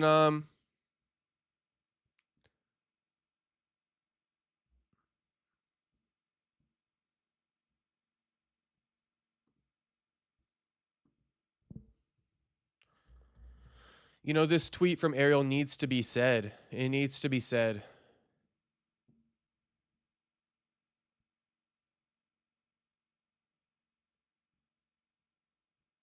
Ariel tweets a million times a day, so hold on.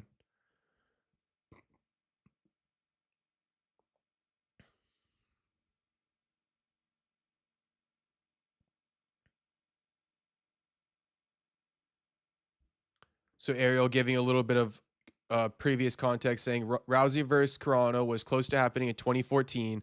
Wow, 12 years later. Now we want to see it. We want to see it even less now.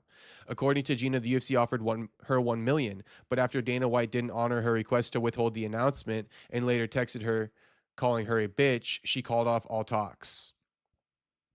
So because Dana didn't listen to Gina, Gina's the fighter, Dana's the promoter. Of course he's going to fucking announce it whenever he wants to. Dana didn't honor Gina's request to withhold the announcement. Dana's the promoter, you dit fuck. Of course he would call her a bitch. She's trying to tell him what to do. He's the promoter. I'm not going to listen to Ariel give us a 3-minute lecture on a fight we don't even want to see.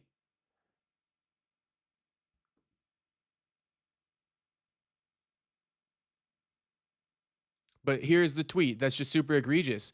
To see Ronda fighting outside the UFC, especially right before the White House card, is fascinating, and for this to be on Netflix is incredible. This is a real jolt of excitement for MMA, which, let's be honest, has felt a little stale at times. So this is the jolt. This is the jolt. This is what's going to fix MMA from being stale. Shut the fuck up, dude. Fuck you. Honestly, fuck you and everything you stand for, Ariel. I'm going to say this one more time. Because it can never be overstated. You know, Ariel, I respect you as a journalist. You are a great journalist. You're one of the best. Who knows how you obtained all your connections? That's a different conversation for another day. Could be a little bit of susness going on there, but you're a great journalist. However, when you advocate for the sport, because Ariel also thinks he could be a Dana White, you know, and that's what Ariel's channeling right now in this post. His inner Dana White, you know, the way he thinks the sport should be run, essentially. That's why he's saying, you know, this to be on Netflix is incredible. Again, you could have this is just slapping any fight on Netflix. The selling point is that MMA is on Netflix. You guys got to understand it. You know, the selling point is MMA is on Netflix. Is that enough for you? Is that enough for you? That MMA is on Netflix? No, that shouldn't be fucking enough for you. All right, that shouldn't be enough for you. You guys need to be way more independent, way more free thinkers, and locked in on what you really want to see. And if you don't want to see it, say fuck it. You know, say fuck it. Who's going to come after you? You guys are the fucking lifeblood. You guys are the ones who drive everything. You know, if there's something out there that gets put out that you don't want to see, say fuck it. MMA on Netflix is the selling point, not Ronda Rousey versus Gina Carano. In fact, not one time in this post is Gina Carano versus Ronda Rousey mentioned in this little caption here. You know, Ronda fighting outside the UFC. Oh, White House card. You know, it's going to be in competition. MMA on Netflix. It's not the fight. The fight isn't what people are excited about. It's Ronda Rousey returning. You know, it's, oh, competing with UFC White House, which shouldn't even be competing. It's not apples to apples. Oh, it's MMA on Netflix making its debut. You guys should be feeling conned. You guys should be feeling disrespected. You guys should be feeling taken advantage of. All these things you guys should be feeling right now.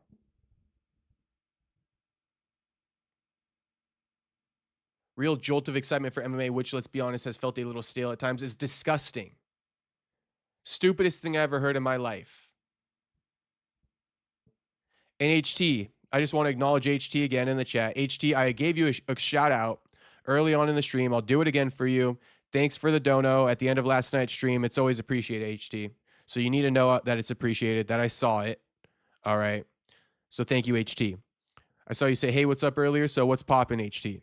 Now HT saying, just because the Ronda and Gina fight on Netflix doesn't mean it's going to be a hit. There's heaps of rubbish on Netflix I don't watch and know. Well, thank you, HT. I mean, it's going to be worth watching this whole stream back. I'm not sure when you joined, but I straight told you guys, don't watch it. You know, I know a lot of you guys, including myself, I'm a mindless consumer at times. Especially I live by myself. So, you know, a lot of times I'm consuming, you know, just YouTube, just going down rabbit holes, listening to stuff that I probably could turn off, you know, increasing people's views and watch time, right? But that's just the name of the game. I don't mind you guys or myself being a mindless consumer. It's just part of life these days. But do not mindlessly consume this fight, please, for the love of God. If you do, I will be looking down on you. Just know that, like, I'm not going to be happy about that. If you guys turn it on, it needs to cross your mind like, damn, Jacob is pissed. Jacob is fucking pissed that I'm watching this right now. That's what you guys need to think. All right. Now, I want to hear what Ariel has to say for this 3 minutes, 26 seconds. This one got me intrigued. You know, a little snippet of a quote like that. Let's hear you freaking like just hang yourself here. Space Kid says, W. Perry going off on the teacher's pet. Shout out to Space Kid. Tyler Betts got a feeling this is just a promo for Ronda and Gina to do a movie or a Netflix show together. That could be the builder for it. I'll bet anyone in chat a Netflix movie gets announced after this fight starring Ronda and Gina. See what I mean though? Like, is this what you guys want? This is you guys okay, Tyler Betts. Now you like this is adding to the point of like this is more of the game, more of the gimmick on you guys.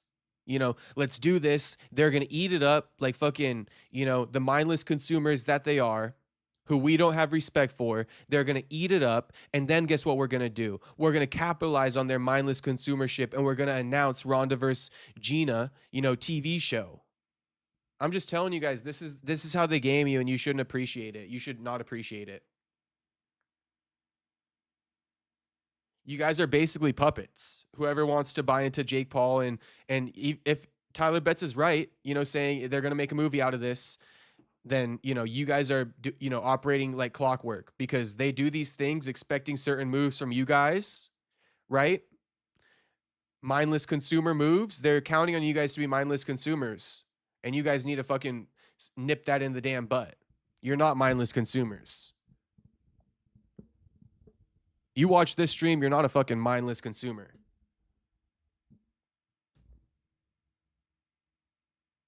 Ronda attitude, not want to see her fight anymore. Shout out AD Kid. Plus WWE on Netflix now. Maybe Gina will join WWE. Maybe, we'll see. My only thing is it's a part of MVP promotions. So, I mean, it's not like Jake's going to like, you know, usher out this whole movie script, or like Jake has connections to the WWE like the UFC would, right? If it was on the UFC, now I get it, you know, WWE is on Netflix, but you know, the promoter is Jake Paul. So I don't know. I do get it though, Tyler Betts. But I think your odds are better if you're like, you know, under the same company umbrella, like how WWE and the UFC are under the TKO umbrella. I think you'd see more UFC fighters coming over to the WWE before anything else. That's just a guess. That's just a guess. Tyler Betts adding his brother's in the UFC. And I think Jake has been too. Yeah, that definitely helps. That definitely helps. But what, is Jake becoming her manager now? Mex Rex says, LMAO, people care, you dummy. I mean, all right. Tom, Gina didn't take the clot shot, makes her a 10.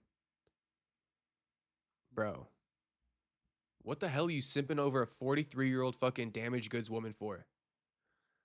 There's 22-year-old baddies walking around the earth right now in the wild, ready to be swept up, and you guys are fawning over Gina Carano.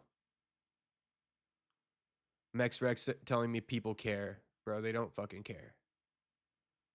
Nobody was asking for this fight before it got announced. It's just mindless consumership and sheep followings in the sport, unfortunately.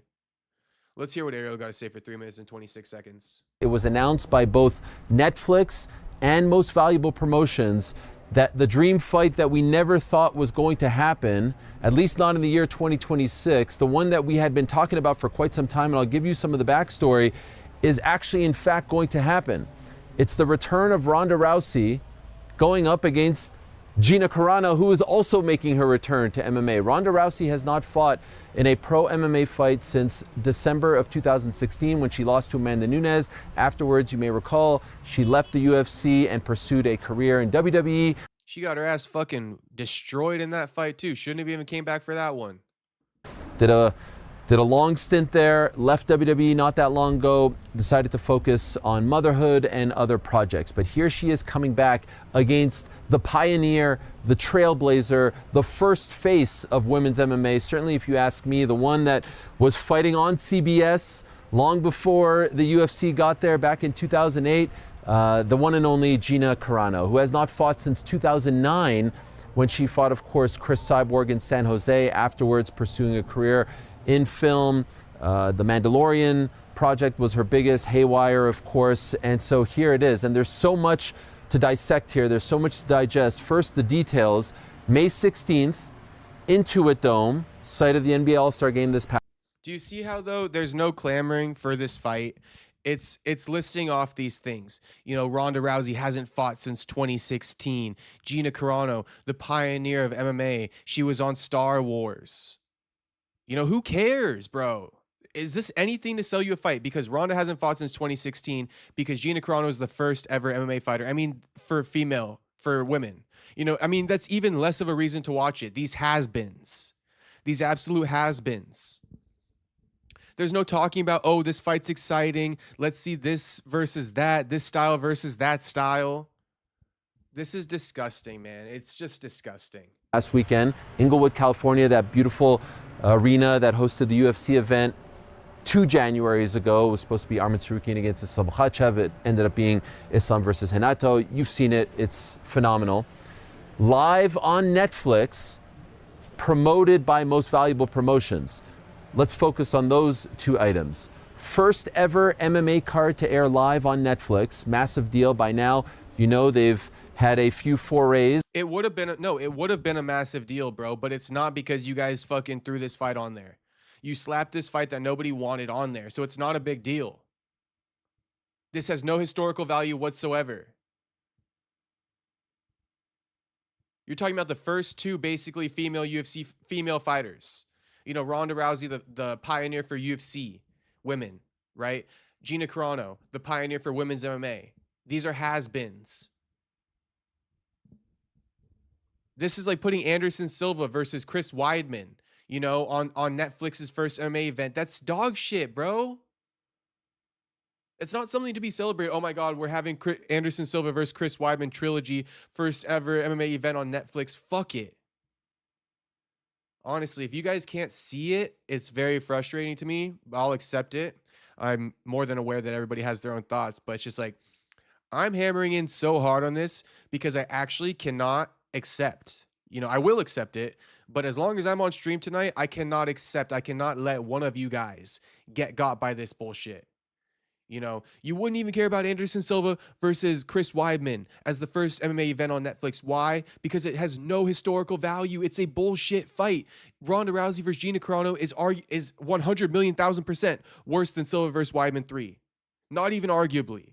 It's way worse than that. They're just women, dude. We don't care about women. Into the world of boxing, but never before MMA. This is their first.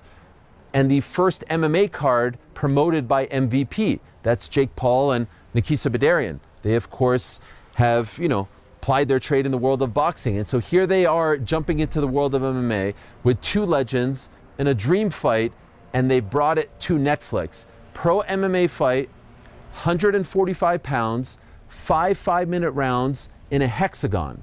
As of right this second, no other fights have been announced. I know they're taking a big swing here. I suspect big names will be on this card.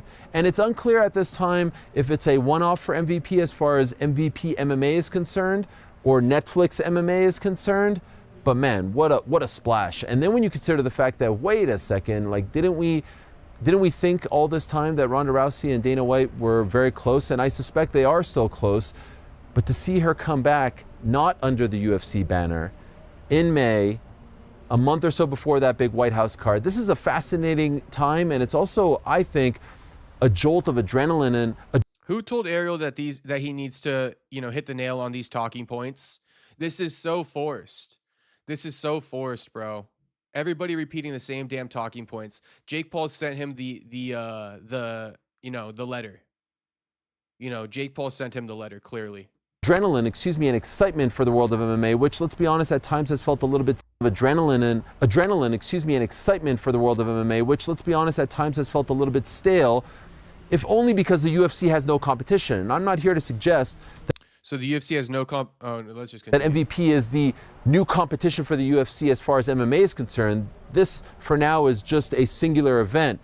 But if they could get some momentum, just like they had a singular event not that long ago that spawned into this, massive business with MVPW and all this stuff, the times could get very, very interesting.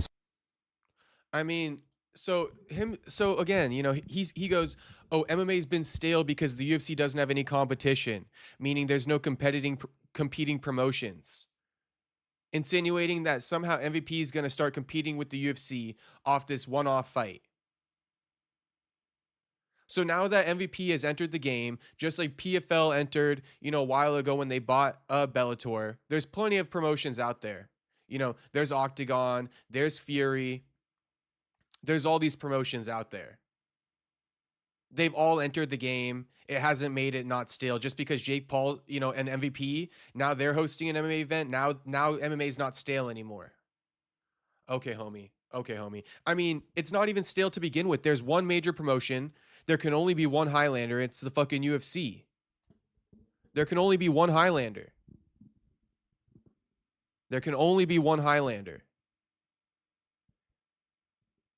It's just crazy that Jake Paul starting his first promotion, now MMA is not stale. This is what we've been waiting for. As if these promotions haven't been trying to get one up on the UFC for years. They haven't been trying to compete with the UFC for years. It just doesn't work, bro. And it doesn't make the MMA game stale. It just shows that there's only one Highlander. The UFC is the cream of the crop. The best of the best. Jake Paul will never acquire the best of the best in MMA to carry a promotion.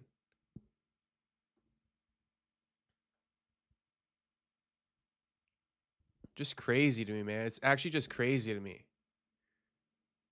It was announced by both. And once again, no excitement about the matchup. Nothing spoken about the matchup. Nothing spoken about how people have been asking for it for years. Let's go over the selling points again. The month before the UFC White House card, Ronda Rousey leaving the UFC. Gina Carano, pioneer for women's MMA. Ronda Rousey hasn't fought since 2016. Gina Carano was on The Mandalorian.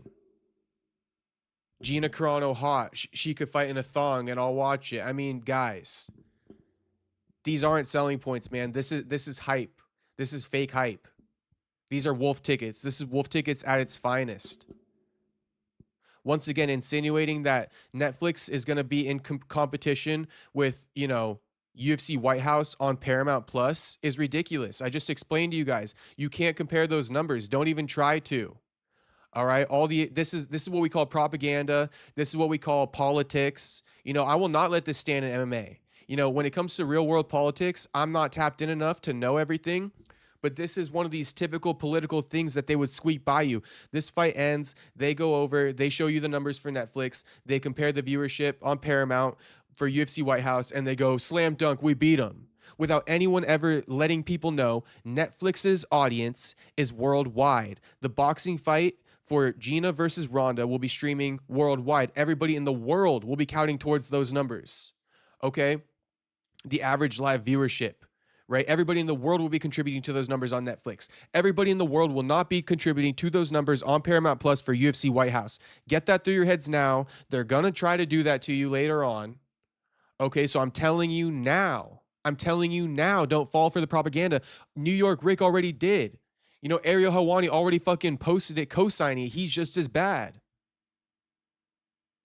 They tell you these things, they tell you these details, and they leave out the major truths.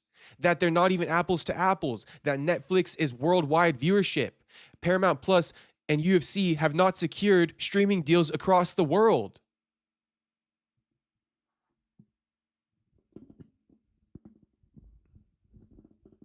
As you guys can tell, I'm pissed. And I will not let this shit slide. You guys, it might get through to you guys because you haven't had to, look into all this stuff like myself because, you guys tune into the streams. It's my job to tell you. It's my job to tell you. And you better appreciate that because I'm the only one who would ever tell you.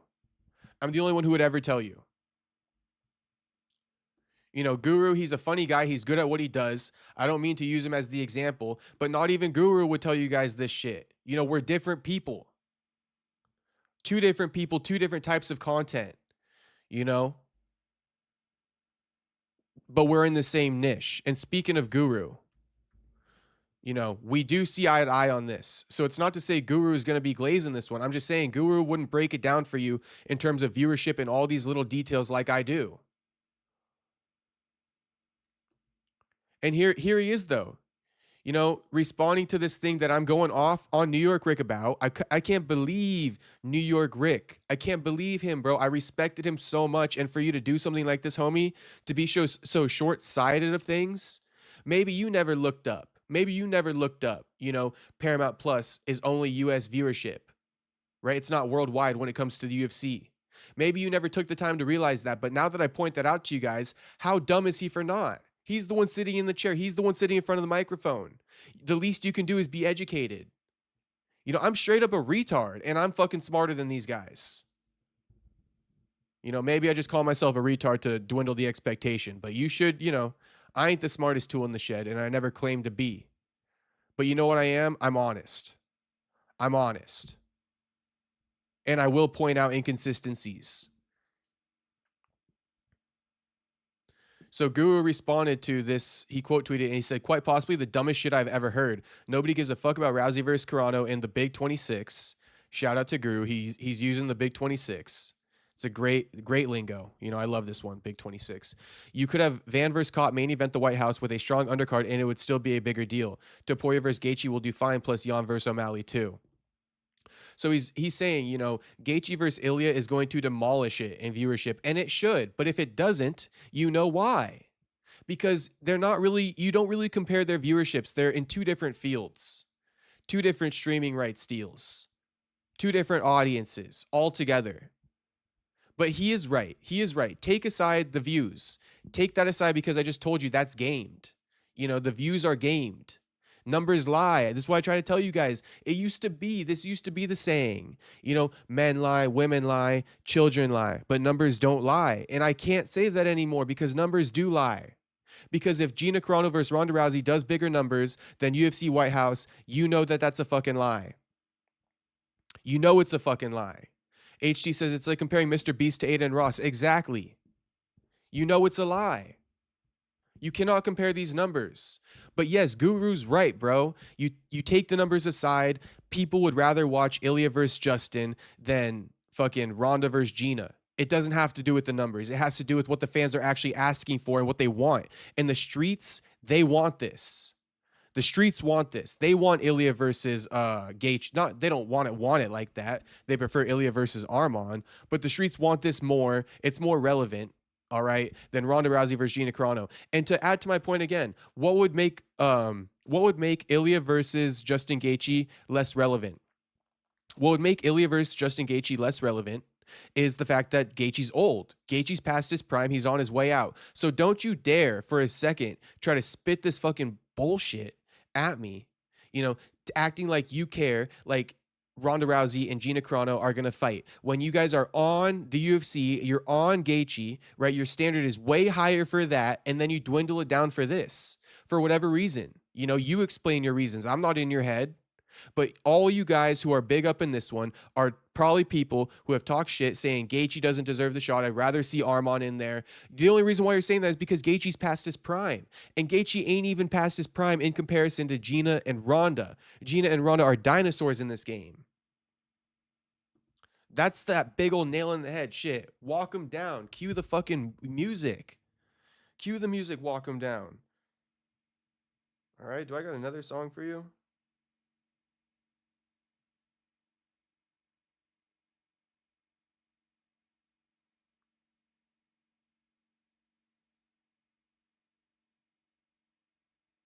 I don't got one.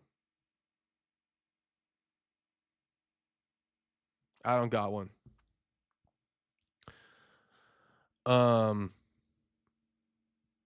But Jew says, wait, White House and this are going down the same day. No, this is a month before it, and they're still acting like it's in comparison. It's a month before UFC White House. It's no different than comparing UFC 325 to UFC 326, Jew. It's no different than comparing UFC 325 to UFC 326. You know, this fight is a month out. The promotion is not even going to be in competition with UFC White House whatsoever. You know, they're not even on the same week. It's not even like Friday, Saturday type thing. It's not even in the same month. They're completely different months, May and June. You know, but somehow this is going to steal the shine of UFC White House. You know, this is going to be bigger than UFC White House. This is just the most retarded shit. But they're just trying to sell you guys wolf tickets. That's what happens. You have a lot of takes that make no sense. You have a lot of bullshit, foo points, a lot of fluff. You know, I'm a bare bones type of guy. You know, I'm a bones type of guy. Shout out Bones. If you know Bones. He a rapper, but I'm a bare bones type of guy. I don't like the fluff. Them fluffing this whole thing up. Fuck it. And fuck whoever fucking fluffing it up. I don't even care to get into Gordon Ryan tonight, to be honest with you. I'm just like on this one. I'm on this one. And you know, my takes are pretty much done. My takes are pretty much done.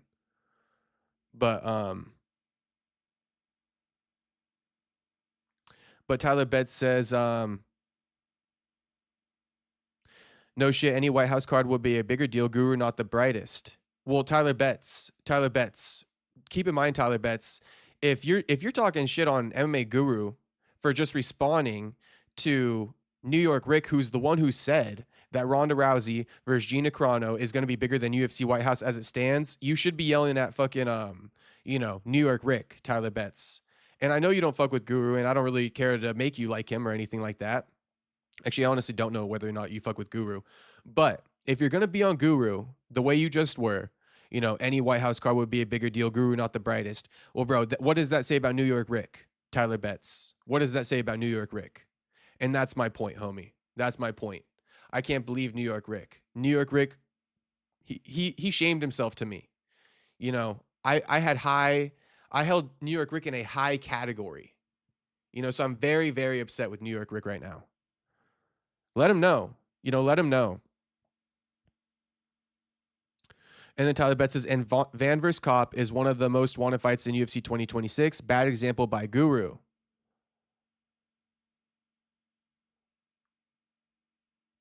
I think it was a decent example, Tyler Betts, to be honest with you.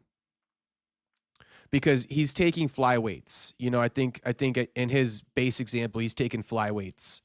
And he's using that as a comparison. Like, bro, the most hated division in the UFC, flyweight, would do better than Gina versus Ronda on Netflix. So, anyway, I don't mean to be on Tyler Betts' ass too much here. Championship fight at White House would sell more, no shit. Well, bro, again, you need to be on New York Rick's ass, Tyler Betts. We're just calling, I mean, because if you're saying that, you're almost saying that to me too. You know, and I wouldn't need to say that if fucking New York Rick didn't come on the microphone and say it himself. Now the narrative has to be corrected. Everybody needs to know, you know, because if not, then only New York Rick's going to be the mouthpiece. And we cannot let that be. There needs to be the other side of it. Soda Pop says, Jacob back with the old setup shit. Back at it again with the white vans. You know, back at it again with the white wall. Damn Daniel. All right. Damn Daniel. I wonder if like some of you guys know my references because they're like these older references, but they're funny as fuck. You know, the damn Daniel back at it again with the white vans. That was my time. Drew says he thinks they're going with fighters with big names who attract casual viewers. So Dana trying to make Ronda and Gina for the White House shows that's what the UFC is doing with that card.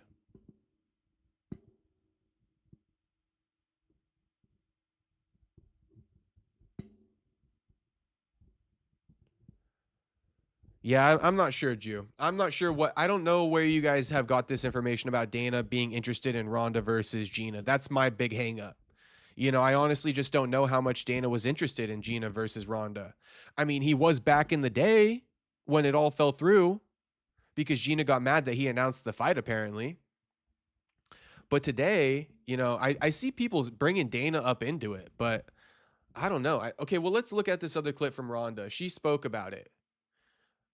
She did speak about it. So I think it's, you know, it's fair that Jew brought this up because Dana's been getting brought up a lot. And so Ronda, she said this today. She went on SportsCenter and the fight. You know, Ronda Rousey says she reached out to Dana White to try and make the Gina Carano fight happen in the UFC, but it didn't work out. I reached out to Dana and asked him if he'd be interested in it, and it didn't exactly work out with the UFC. So, Jew, this is all I know about Dana's intentions, so I can't really even comment on it. But all I can say, brother, is I hope Dana isn't on the level of the people that I'm, referring to right now, the scoundrels who will just manipulate the fans. I'm not with fan manipulation. I'm not with it, bro. You give us the real or you give us fucking nothing. I don't want the manipulation. I'm sick of it. I'm tired of it. I'm sick and tired of being sick and tired. So my response to Jew would be, I hope Dana White didn't want this fight for UFC White House. I hope he's not on his Jake Paul shit. But would I be surprised? No. Dana's so out of touch these days, bro. He promoted Ronda coming back a couple months ago too. I did see something like that. I think he wanted that fight to nostalgia bait for the White House, but also didn't want to overpay. I got you. Clearly he didn't want to overpay. That's what this post screams. Ronda says, I reached out to Dana and asked him if he'd be interested in it, and it didn't exactly work out with the UFC. Because they're like, oh, we want $1 million each. And Dana's like, bro, we're not going to make that. Or, I mean, maybe they will now because it's Paramount. But Dana's like still thinking about the pay-per-view era. He's like, bro, Paramount era or pay-per-view era, there's no way to justify you guys getting paid $1 million. That's the other thing I just got to say for the one time. These women who, whatever their reported purses are, wolf tickets again. Whatever their reported purses come out to be, wolf tickets, bro. They would not be able to get paid this amount of money, whatever it is. I know it's an ungodly amount, right? We all know it's an ungodly amount, but they wouldn't be able to get paid this much if it wasn't off of subscription revenue from Netflix or Paramount. Obviously this one's going to be on Netflix, but I'm just telling you, if this was actually reliant on sales, on fan interest, on pay-per-view buys, these women cannot justify getting paid $1 million each. They can't. It wouldn't even sell 2 million. It would not even sell 2 million. And so, if it don't make money, it don't make sense. That saying still stands. If it don't make money, it don't make no damn sense. And yeah, man, that's all of it. That's the full debunking for you.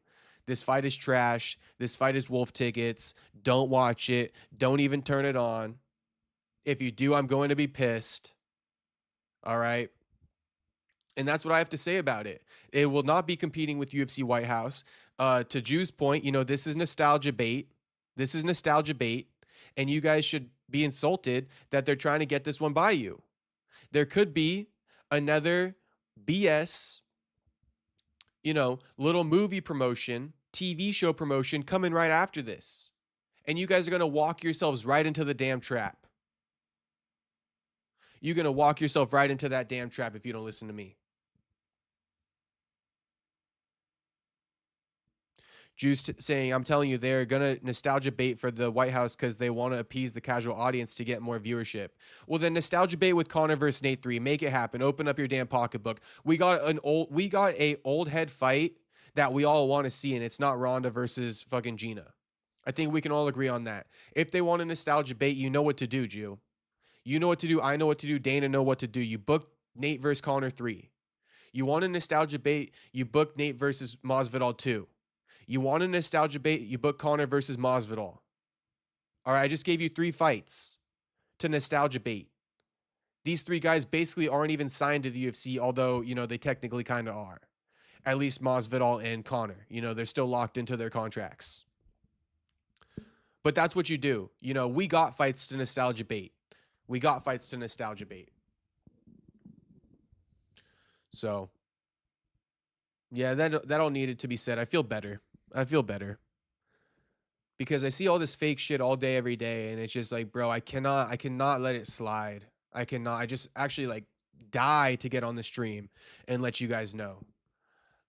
Thank God I started the stream.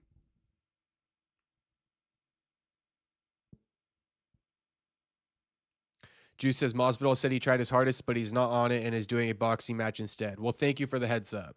So I guess, that only leaves one option, Jew. That leaves Conor versus Nate 3. Open up the pocketbook, book it. That makes money and it makes sense. We all want to see it. Nate did done dirty in the second fight. We all want to see it. Good style matchup.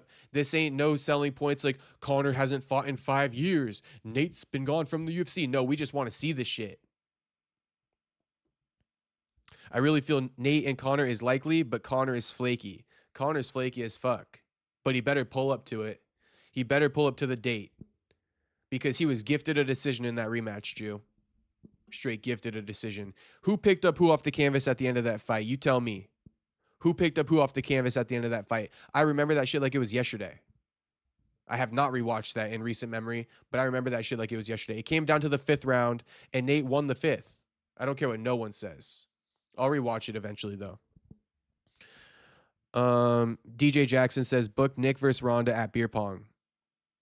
Yeah, that'd be better off. I feel like that shit is just too gangster for the White House, LOL. Oh, and then Soda Pop also said, is Ronda versus the other girl on the day of the White House? No, it's a month before. I think May 16th, if I'm not mistaken. Space Kid says, people actually watch Guru. Well, thank God none of you guys do. I'm 90% sure none of you guys do. Tyler Bet says, children. I'm not a Guru hater, though. Just saying my New York Nick regarded too. Okay, fair enough. Now I know Tyler Betts not a Guru hater. But yeah, it does seem like, children do watch Guru. And, not to say that having a child fan base is a bad thing. I think having a younger fan base is actually a pretty positive thing. But yeah, he does have the younger demographic watching him. I think they watch him because he rage baits them. They love it. Hello, bro. What up, MA Rio? Good to see you, Rio. I was watching some Mirko Cro Cop the other night.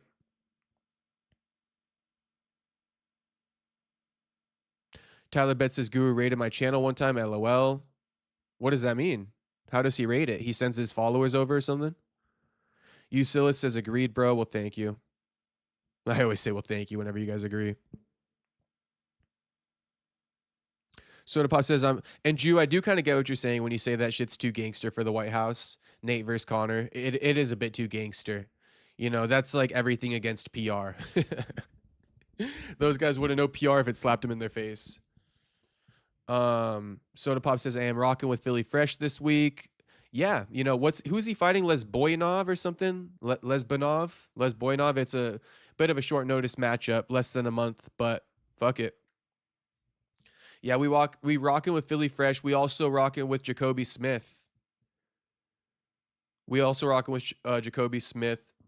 Now, this is a hardcore interview, although it shouldn't be, because this is probably one of the biggest prospects in MMA, talking about real shit again. But I will be doing an interview with Adrian Lee following his win over the weekend. Adrian Lee, he was coming off a loss to Tai Rutolo, one of the jiu-jitsu twins. And he had his first fight back last weekend, and he won dominant fashion. I reached out to Adrian. I'm going to get him on this week. So me and Adrian will be doing an interview on Thursday or Friday. But yeah, tune into that one. Adrian Lee interview coming soon. Just figured I'd pop that for the one time. Underdog Philly Fresh, I'm riding with Phil, says Soda Pop. And, go tap into my interviews with Phil on the channel. They're actually great. Phil's actually one of my favorite guys, Soda Pop. Phil's one of my favorite guys, bro.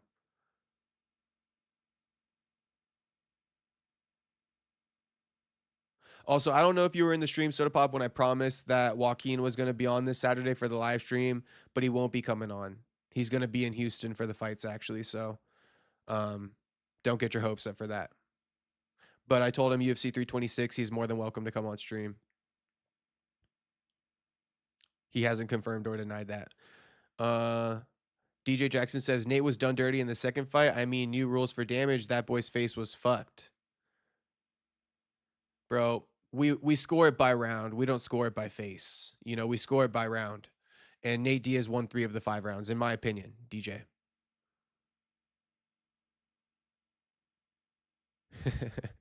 Griff says, I'm too lazy to turn down my volume, but my neighbor is complaining, so can you just quiet down? No, homie, I won't. Thinking again says Guru the GOAT. Guru does a good job. Soda Pop says, this week's card is going to be all finishes, I reckon, outside of like 2 fights. Who you think wins Jacoby versus Josiah? Soda Pop. Spacey says, bro, no way. I'm just now seeing Deen getting punched by former UFC fighter. You seen it? No. Deen getting punched by a former UFC fighter. What?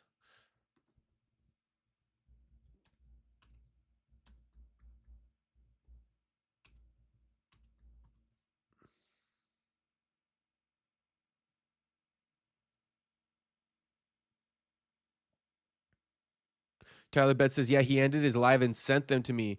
YouTube capped me at like 500 live viewers saying I need more subs to have more live viewers. Crazy. Damn. They sensed a little gamesmanship, Tyler. They're like, you don't got enough subscribers to have 500 concurrent. Soda Pop says, I thought Harold was your boy too, not gonna lie. I mean, Harold is my boy. Josiah Harold's my boy. He not my boy, Soda Pop. He just booked up against my other boy, Jacoby Smith. We got 2 interviews, with both of them on the channel. I'm not going to give a pick on that fight because I know them both. MMA Rio says, I can't wait to see who will be the main event at UFC White House and the whole fight card at that event. I can't wait for that. Yeah, I hope they do Conor vs. Nate 3. No matter how gangster it is. You could probably get a Guru raid pretty easy, TBH, but the timing is off of y'all's streams. I didn't know that you could send over your viewers to another stream. Or are you saying like when it ended, they just like saw yours was live? Or does it just automatically go? Like when I end my live stream, do you guys just go into another live stream? MMA Rio says, hey bro, what did you say about Crow Cop? Oh, I just said I was watching some of his fights on Paramount the other night. He popped up. I watched one of his scraps. Soda Pop says, my boy Alden Correa on the card too. Gonna get a nice KO. He trains with Van, and he's like Van, but he feints way more and he offensively grapples. Okay, Alden Correa.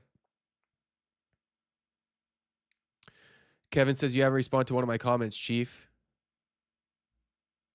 Well, remember, Kevin, let me scroll up and try to see it, but maybe it didn't go through, homie. I'm scrolling up. I don't see it, to be honest with you, Kev.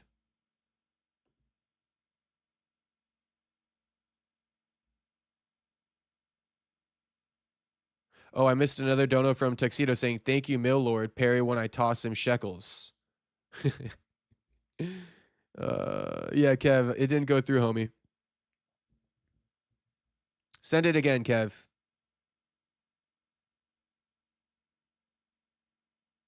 Juice says, wait, did Tiki just KO Deen? Tiki Gosen? I mean, that makes sense because that is Rampage's manager. No wonder Space Kid said I just saw the thing of the UFC fighter punching Deen. Not a UFC fighter. This is Seriously? Do that. This is the guy. Tiki Gosen is the guy who Sean Strickland accuses of, essaying his students at his gym in Huntington Beach. That's Tiki Gosen, if you guys remember that story.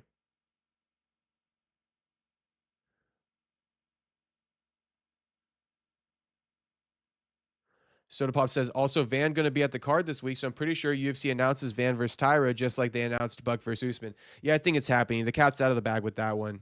Soda Pop. The cat's out of the bag with that one. DJ Jackson, updates on Nick. No updates, homie. So sorry about that, but no updates.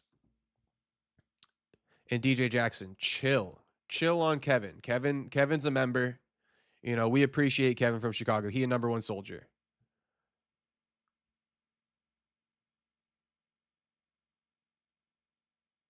Oh, first one being read MMA Fighting's latest IG caption. Okay. Tiki Gosen just KO'd Deen an hour ago. And then Soda Pop says, I think Jacoby round 1, but if it goes past 1.5, I low-key think Harold can pull it off. It's a really close fight. I think KO was an easier fight, or Ko was an easier fight for Jacoby because that guy's slow on the feet. But didn't Ko just beat Phil Rowe? Dominated him? But all right, Soda Pop. If I'm going to keep it real, if I can just keep it real, I think Josiah Harold might have his work cut out for him. But let's see. Maybe he'll shock me. It's no disrespect. But, I think the level of competition they've been facing is night and day. So we got to see Harold prove himself. Let's see it. Good style matchup, though. You know, both wrestlers. But if Josiah can't get it done on the feet, I don't know if he can get it done on the ground, you know? And I think Jacoby pretty nice with it on the he pretty nice with it on the feet too. So let's see how it goes. Soda says Harold is good, man. He's good. He's good. How good? I guess we'll find out. Dean needs to stay out of people's face. I told you he won't stop. You did tell me that, Space Kid.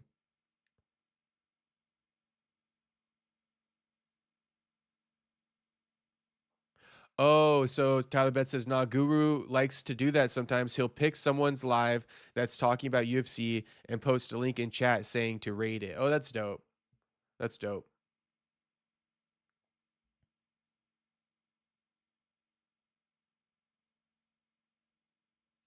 So Kevin says, second comment is UFC currently planning to do Gaethje versus Topuria and Islam versus a real 170 pounder. I did see that report. Kevin. And I mean, when you say a real 170 pounder or a real 170 pound contender, you must be saying that Usman, he out the picture. Usman, we'll see you later, buddy. You know, Ian Gary stepping in. In my opinion, Kevin, it needs to be Islam versus Ian Gary. It's more than deserved. I don't care about all the arguments. My pick for Islam is Ian Gary. Yes, Islam's been saying he wants to fight at the UFC White House card. He doesn't care what Habib has to say. That's not his daddy, you know, so screw it. DJ says, P.S. Perry, it's Dale here. Have to use another account. Hope you're well, homie. How's the upstairs neighbor?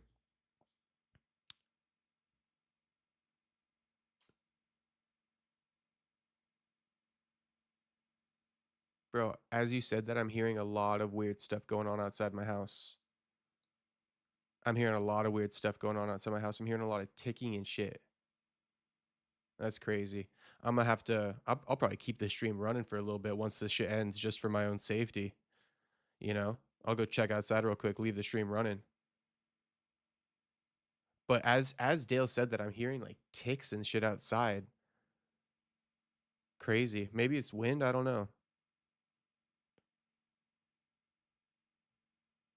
That bitch is up to something though. She's evil, bro. I'm telling you, she's evil. I'm telling you, she's evil.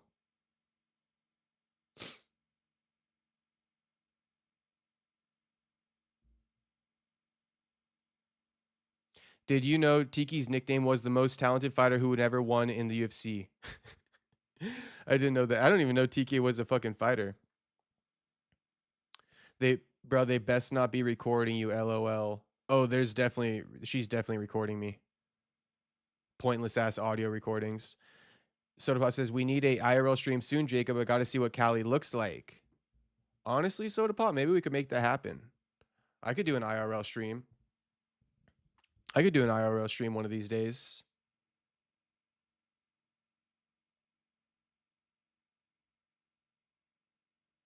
Peep the peephole, LOL. Probably Moneyberg outside. Any K Diaz crazy updates? No K Diaz crazy updates. Haven't spoken to her. She firing up a Molotov cocktail. Nick Diaz versus Nate Diaz. Let me go check outside real quick. Give me 1 second.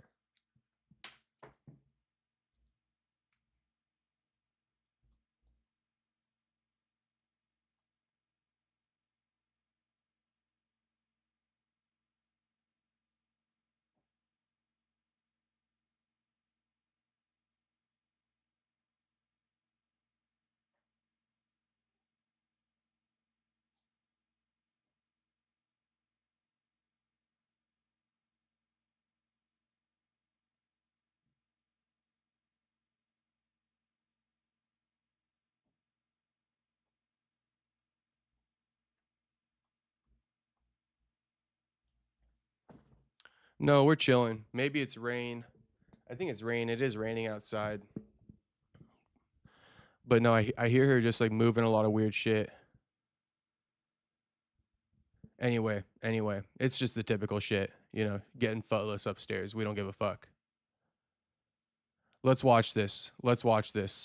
Dean asked for it, man, but I thought he was out cold. He recovered well.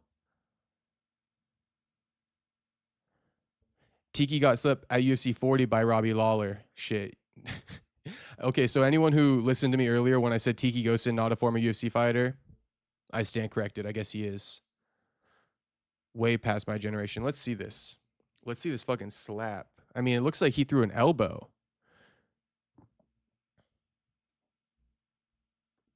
Seriously? Oh, do that.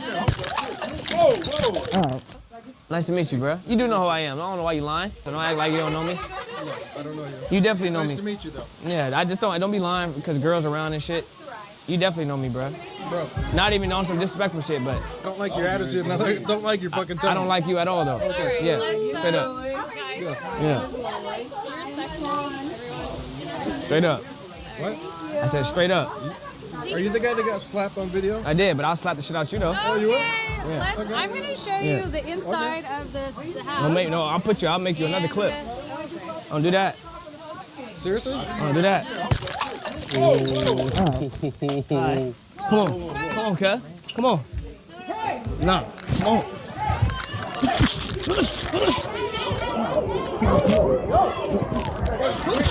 Nah, fuck cut.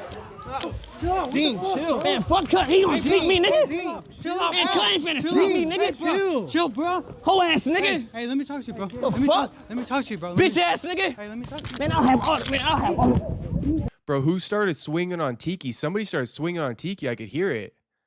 I could hear the oosh, ooh. We're not your enemies, bro. The fuck cut stopped me for, bro? What happened? Tell me. What did you say to him? Cut gonna get smoked. Bro, this is what I gotta say. Let's rewatch this though. Don't do that. Seriously? Don't do that. All right. Come on, cuz. Come on. Nah, come on. Seriously? Half speed. Don't do that.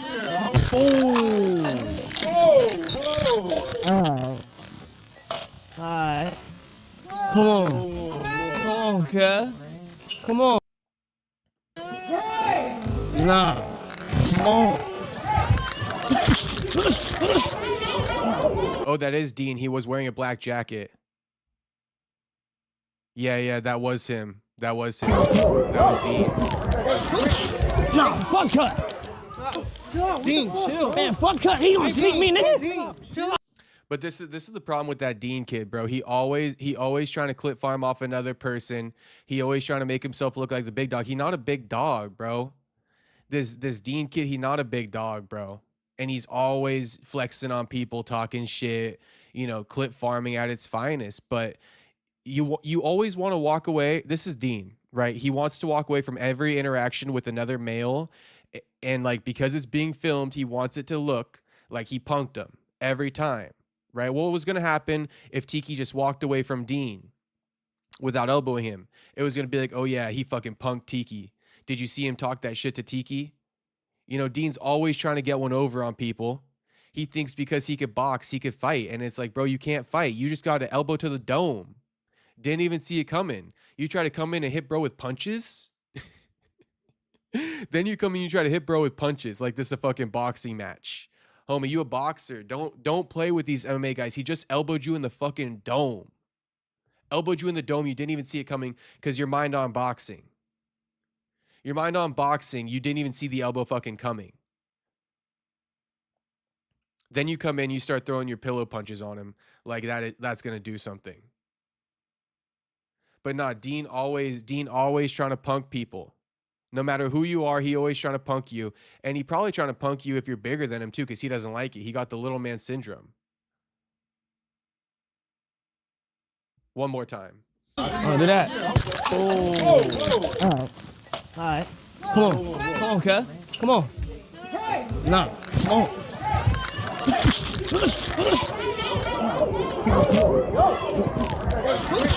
Nah, fuck cut. Dean, chill. Respect for getting his get back. Respect for getting his get back, you know. Respect for getting his get back. But Soda Pop says Dean on a full camp sleeps in. Bro, he was already dead. Homie walked away. Dean was already a dead man. He's already been killed, in my opinion. Soda Pop. Dean already been killed, in my opinion. And I actually like Dean. You know, he turned me over. Oh my God, no Diddy there. But you know, I changed my perspective on Dean after the Vargas buildup. I actually started to fuck with him. But let's just keep it a buck, you know, no matter how much I like the guy, which isn't a crazy amount, but he's already dead. You know, he's lucky that Tiki didn't follow up on punches on his dead corpse, you know, when he went down to the ground. So him, you know, Tiki walking away and then homie walking up from behind to get his get back. I mean, respect for getting your get back, but don't think for a second that I don't think you would have been killed. You know, he would have been killed. He would have been killed.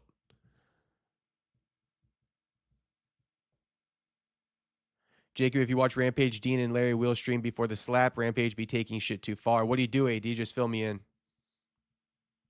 Then Tiki ain't even have to put the cup down, LOL. Exactly. He had the cup in his hands. He said, nah, let me just hit him with the bow real quick. Space Kid says, what would happen if Buckley saw Crawford? That's exactly it right there. That's exactly it. Elbow to the face. Useless, out of options, and down bad. Oh, yeah. Juice Man and Tyler Betts hate useless. Perfect camera angle until the quote-unquote get back. True. Did that elbow drop him? Question mark. I mean, it looked like he went down. He at least stumbled and turned away from him. You know, look. Boom. Yeah, he dropped. He dropped. You can see him drop. Boom. He dropped. He dropped for sure. Buster for life. Tiki also has decent jiu-jitsu. Rampage Circle is crazy with Raja and now letting shit get too crazy. I mean, that is true. Rampage Circle is wild. You know, Deen the Great got slapped by Larry Wheels last night. Now Tiki fucking elbowing Dean. Cooked little man, straight cooked him. Nick Diaz versus Rampage Boxing. Whoops, my bad. Whoops, my bad, dog. Yeah, that's the clip right there. Tiki destroyed homie. Yeah, that's Rampage's manager, useless. LOL Butterfingers, bro, I'm cooking steak. I'm going to go make some protein pancakes after this. All right, Space Kid is back. He's good. Yeah, Space Kid's back.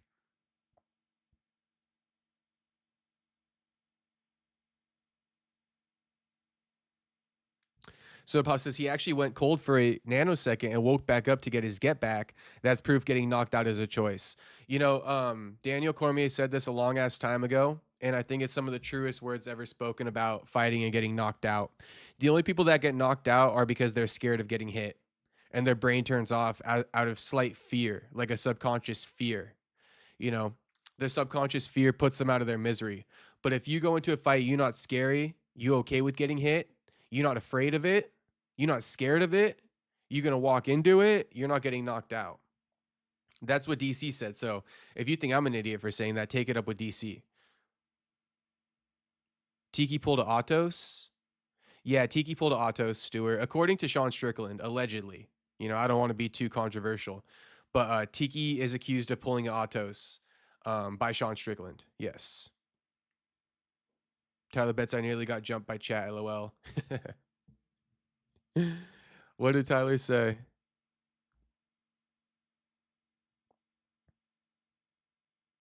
I missed it, Tyler. Anyway, that's going to be the stream for the evening, boys. Honestly, we could just keep this thing live for my safety. You know what I mean?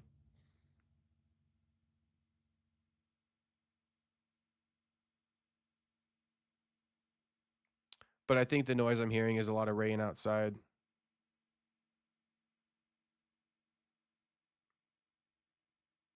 DJ says, so DC is scared of getting hit. LOL, John Jones rematch, head kick and punches. Honestly, he might have been scared of getting knocked out by John Jones. Yes. I feel you, DJ. I feel you. Cool stream, Jacob. Thank you, AD. Thanks for always watching. Peace out. JPM says, no, no, don't end it. I want a cooking with Jacob. Uh, I'm tempted to go live while I make the protein pancakes, but I don't know.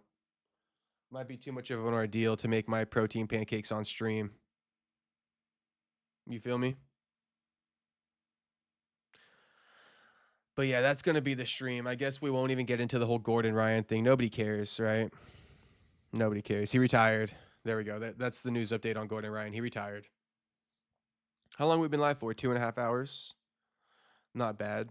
Not bad. I mean, hey, it's a slow news day, and we still live for 2.5 hours.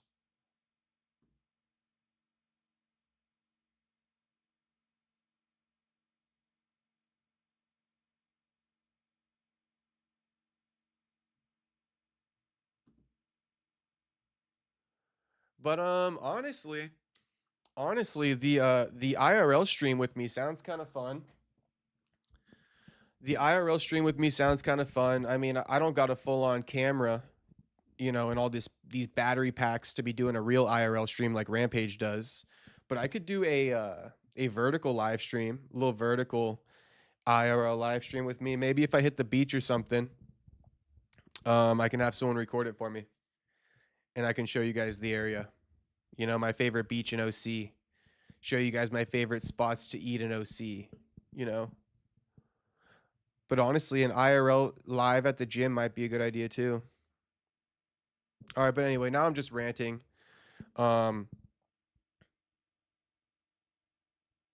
Useless says, looking forward to this Saturday in H-Town. Should be fire. It should be fire.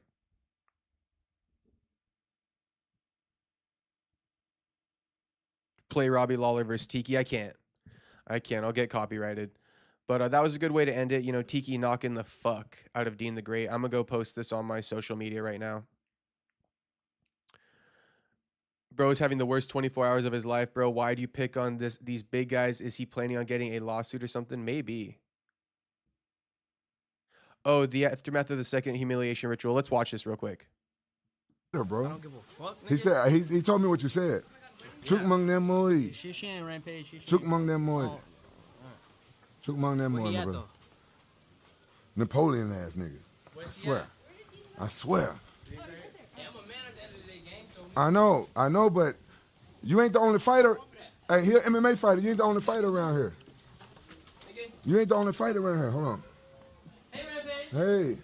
Yeah, that's the thing is Deen, he thinks because he started to learn how to box that he's like the only fighter in the world and nobody better step to him. You know, he the only fighter in the world. It's lame. Rampage telling him, you're not the only fighter around here, bro. In fact, he an MMA fighter. Like, you guys better respect us or you're going to be forced to. You can't do shit. You're a boxer. Hey, your boy popped out of the room. What do you do? Trying to get me to go in there and talk with him. Like, I'm always drumming with that nigga. Where my drink at? Lloyd, where my drink? Where my drink? Who got my drink?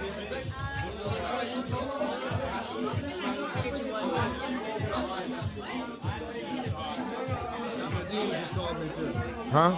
Dean just called me. What did he say? I apologize for that. Let Dean talk to him about it. He said he was out of line. He shouldn't have done that. You shouldn't have done that. Like, I told him right now, I was like, bro, you ain't the only fighter here. He didn't know you was a fighter. And I told him, I said, look, I said, that's my fight man. I know the nigga for over 20 years. He don't start shit. All we ought to do is have fun. Chat, this is my fight manager. That motherfucker fought in the UFC back in the day. We all fight. We all train together. We all fighters. Everybody's a fighter. Deen thought, you know, homie wasn't a fighter, so he could mouth off to him. And, you know, that's some weak ass shit. You deserve to get got for that. You know, trying to put people down because you think you're better than them. That's what I was talking about last night. That's something I would never do. But then it went down this weird rabbit hole where it made it seem like I'm all conceited. It's like, no, bro, I'm trying to tell you guys that if I'm ever in a situation, right, where somebody's around me and I feel like I'm better than them or like I got the ups on them, you know, I'm not going to do what Deen did. I'm actually going to make you feel more comfortable. I'm going to be nice to you. you know. But Deen is the exact opposite of me. You know, he sees somebody who he's better than, and he's gonna exploit it. He's gonna make them feel like the little dog, you know. And there's a lot of people like Deen. There's a lot of people like Deen in the world.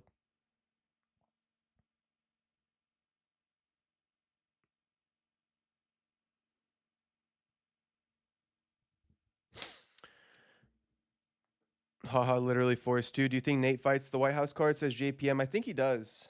I think Nate does fight at the White House card. Juice Smith says Rampage versus Rashad co-main for Ronda versus Gina. Rampage versus Rashad co-main. Why not? Why not? Another nostalgia bait though, Juice Man, you know? Like, I'm done with the nostalgia bait. I'm done with Mayweather versus Floyd, or Mayweather versus Mike Tyson. I'm done with Gina versus Ronda.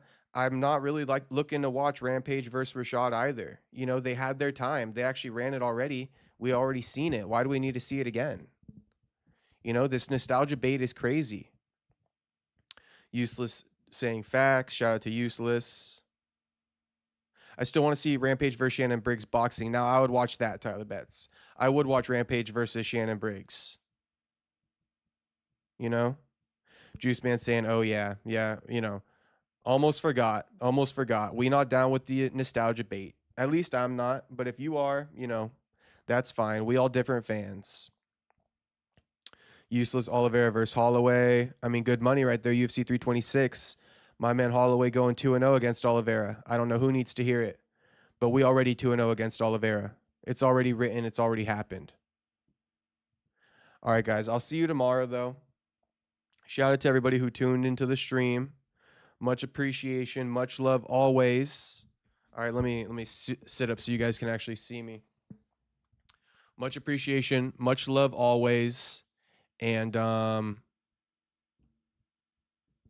that's all I got for you guys today. So let's shout out the chat. Hopefully we got some more news tomorrow. Some more stuff to talk about. But tonight did turn out to be a decent stream. So you know, despite the slow news day. But let's shout out everybody in the streets. Shout out to DJ Jackson. Shout out to Tyler Betts, Mr. Member. All right. I'm gonna start naming off the members too. Useless, Juice Man, Space Kid, JPM. I think I saw Jim in the chat today, so shout out to Jim. You know, new character unlocked last night, Jim. Jim, if you still in here, shout out to you, homie. Good to see you. AD Kid, peace out to AD Kid. Shout out for watching. Stewart, shout out to Stewart. Shout out to member Jew. Thanks for being a member, homie. Thanks for always tuning in. Shout out to Soda Pop, always tuning in. Much appreciated. Space Kid, if I didn't say it. Shout out to Kevin from Chicago.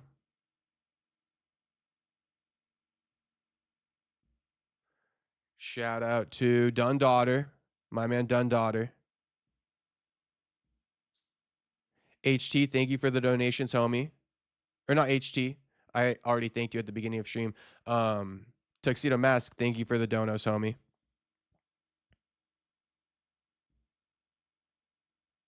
Yeah, see Jim saying, "Wait, the earth is flat. Wake up, dumb humans." Shout out to Jim.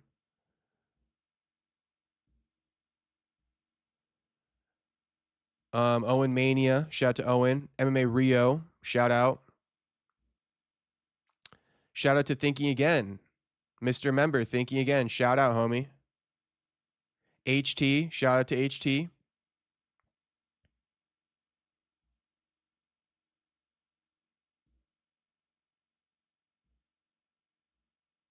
I'm going to shout out Stuart one more time because I see his name popping up like crazy right now. Shout out to Tom. Shout out to Mex Rex.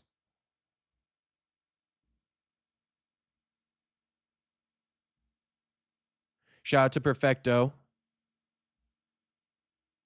Yeah, we hitting everybody. We getting everybody. Shout out to You're Retarded. Shout out to Chain Firing Mech Warrior. And shout out to Buyer Seller. All right, that's everybody I can name. So shout out to everybody who watched tonight. I'll see you guys tomorrow. And that'll be the stream. Peace out, everyone.